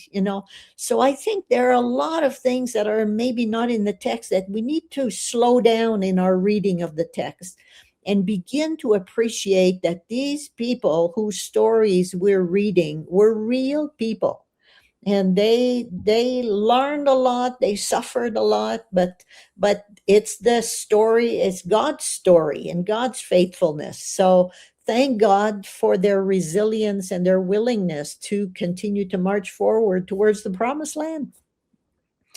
I love that. That's anybody want to say anything in addition to that? I want to be sensitive to time right now. We're going to go ahead and begin wrapping it up here. The key takeaways, I think experiencing the land. I think Chandler, you used the word experience. We've heard that word, experiencing the land, which is one of the things that we try to create opportunities for. Our alumni are all doing it either with us or in other organizations. There are so many ways to get to the Holy Land. One of the things that we do as an academic institution, we're trying to scholarship as many of you who are interested in going as possible. We're a nonprofit. We have great partnerships with so many people that have helped create pathways to help eliminate cost barriers, hopefully for you. We have a great campus in Jerusalem that you could get to and spend time with. It is an experience that will be life-shaping. I think, Helene, you said that in 1990 when you first went, it changed forever the way you read Scripture. The same is true for me, and I know it's the same is true also for the rest of us in this meeting right now. So keep reading the Bible. Slow down when you read it, like Helene just said. Think about what you're encountering and picture all of the imagery that you just saw in Carl's presentation as you read through the Gospels and you begin to think about Paul's journeys and think about the prevalence of Rome's imperial court. And if you can't remember those pictures, go to his website and get those pictures so that you can tee yourself up and get yourself back in that world and ultimately get there. Try to get a trip to Turkey. We offer them. Many other organizations offer them. Ours are the best. You'll want to come with us and experience the biblical world. Thank you to everyone who's joined today, whether you're catching the recording or you tuned in live. We are grateful for you and that you are interested in what we love and are interested in. Thank you, Helene, Carl, and Chandler. Thank you for what you do, for your willingness to be a part of this seminar today. Thank you, Jim Monson, for taking time to be with us digitally and also to just thank you for all of the work you've done over the years to create resources for us. Really appreciate Dr. Monson, John Monson, also for working behind the scenes to get things going. Remember, post something on Facebook for Jim Monson. We're going to send you a follow-up email, and it's going to be an amazing email that has all kinds of resources from our speakers today, as well as other opportunities to connect with JUC further. There'll also be a link to the recording of this event, as well as Chandler's separate presentation that doesn't have any hiccups in it.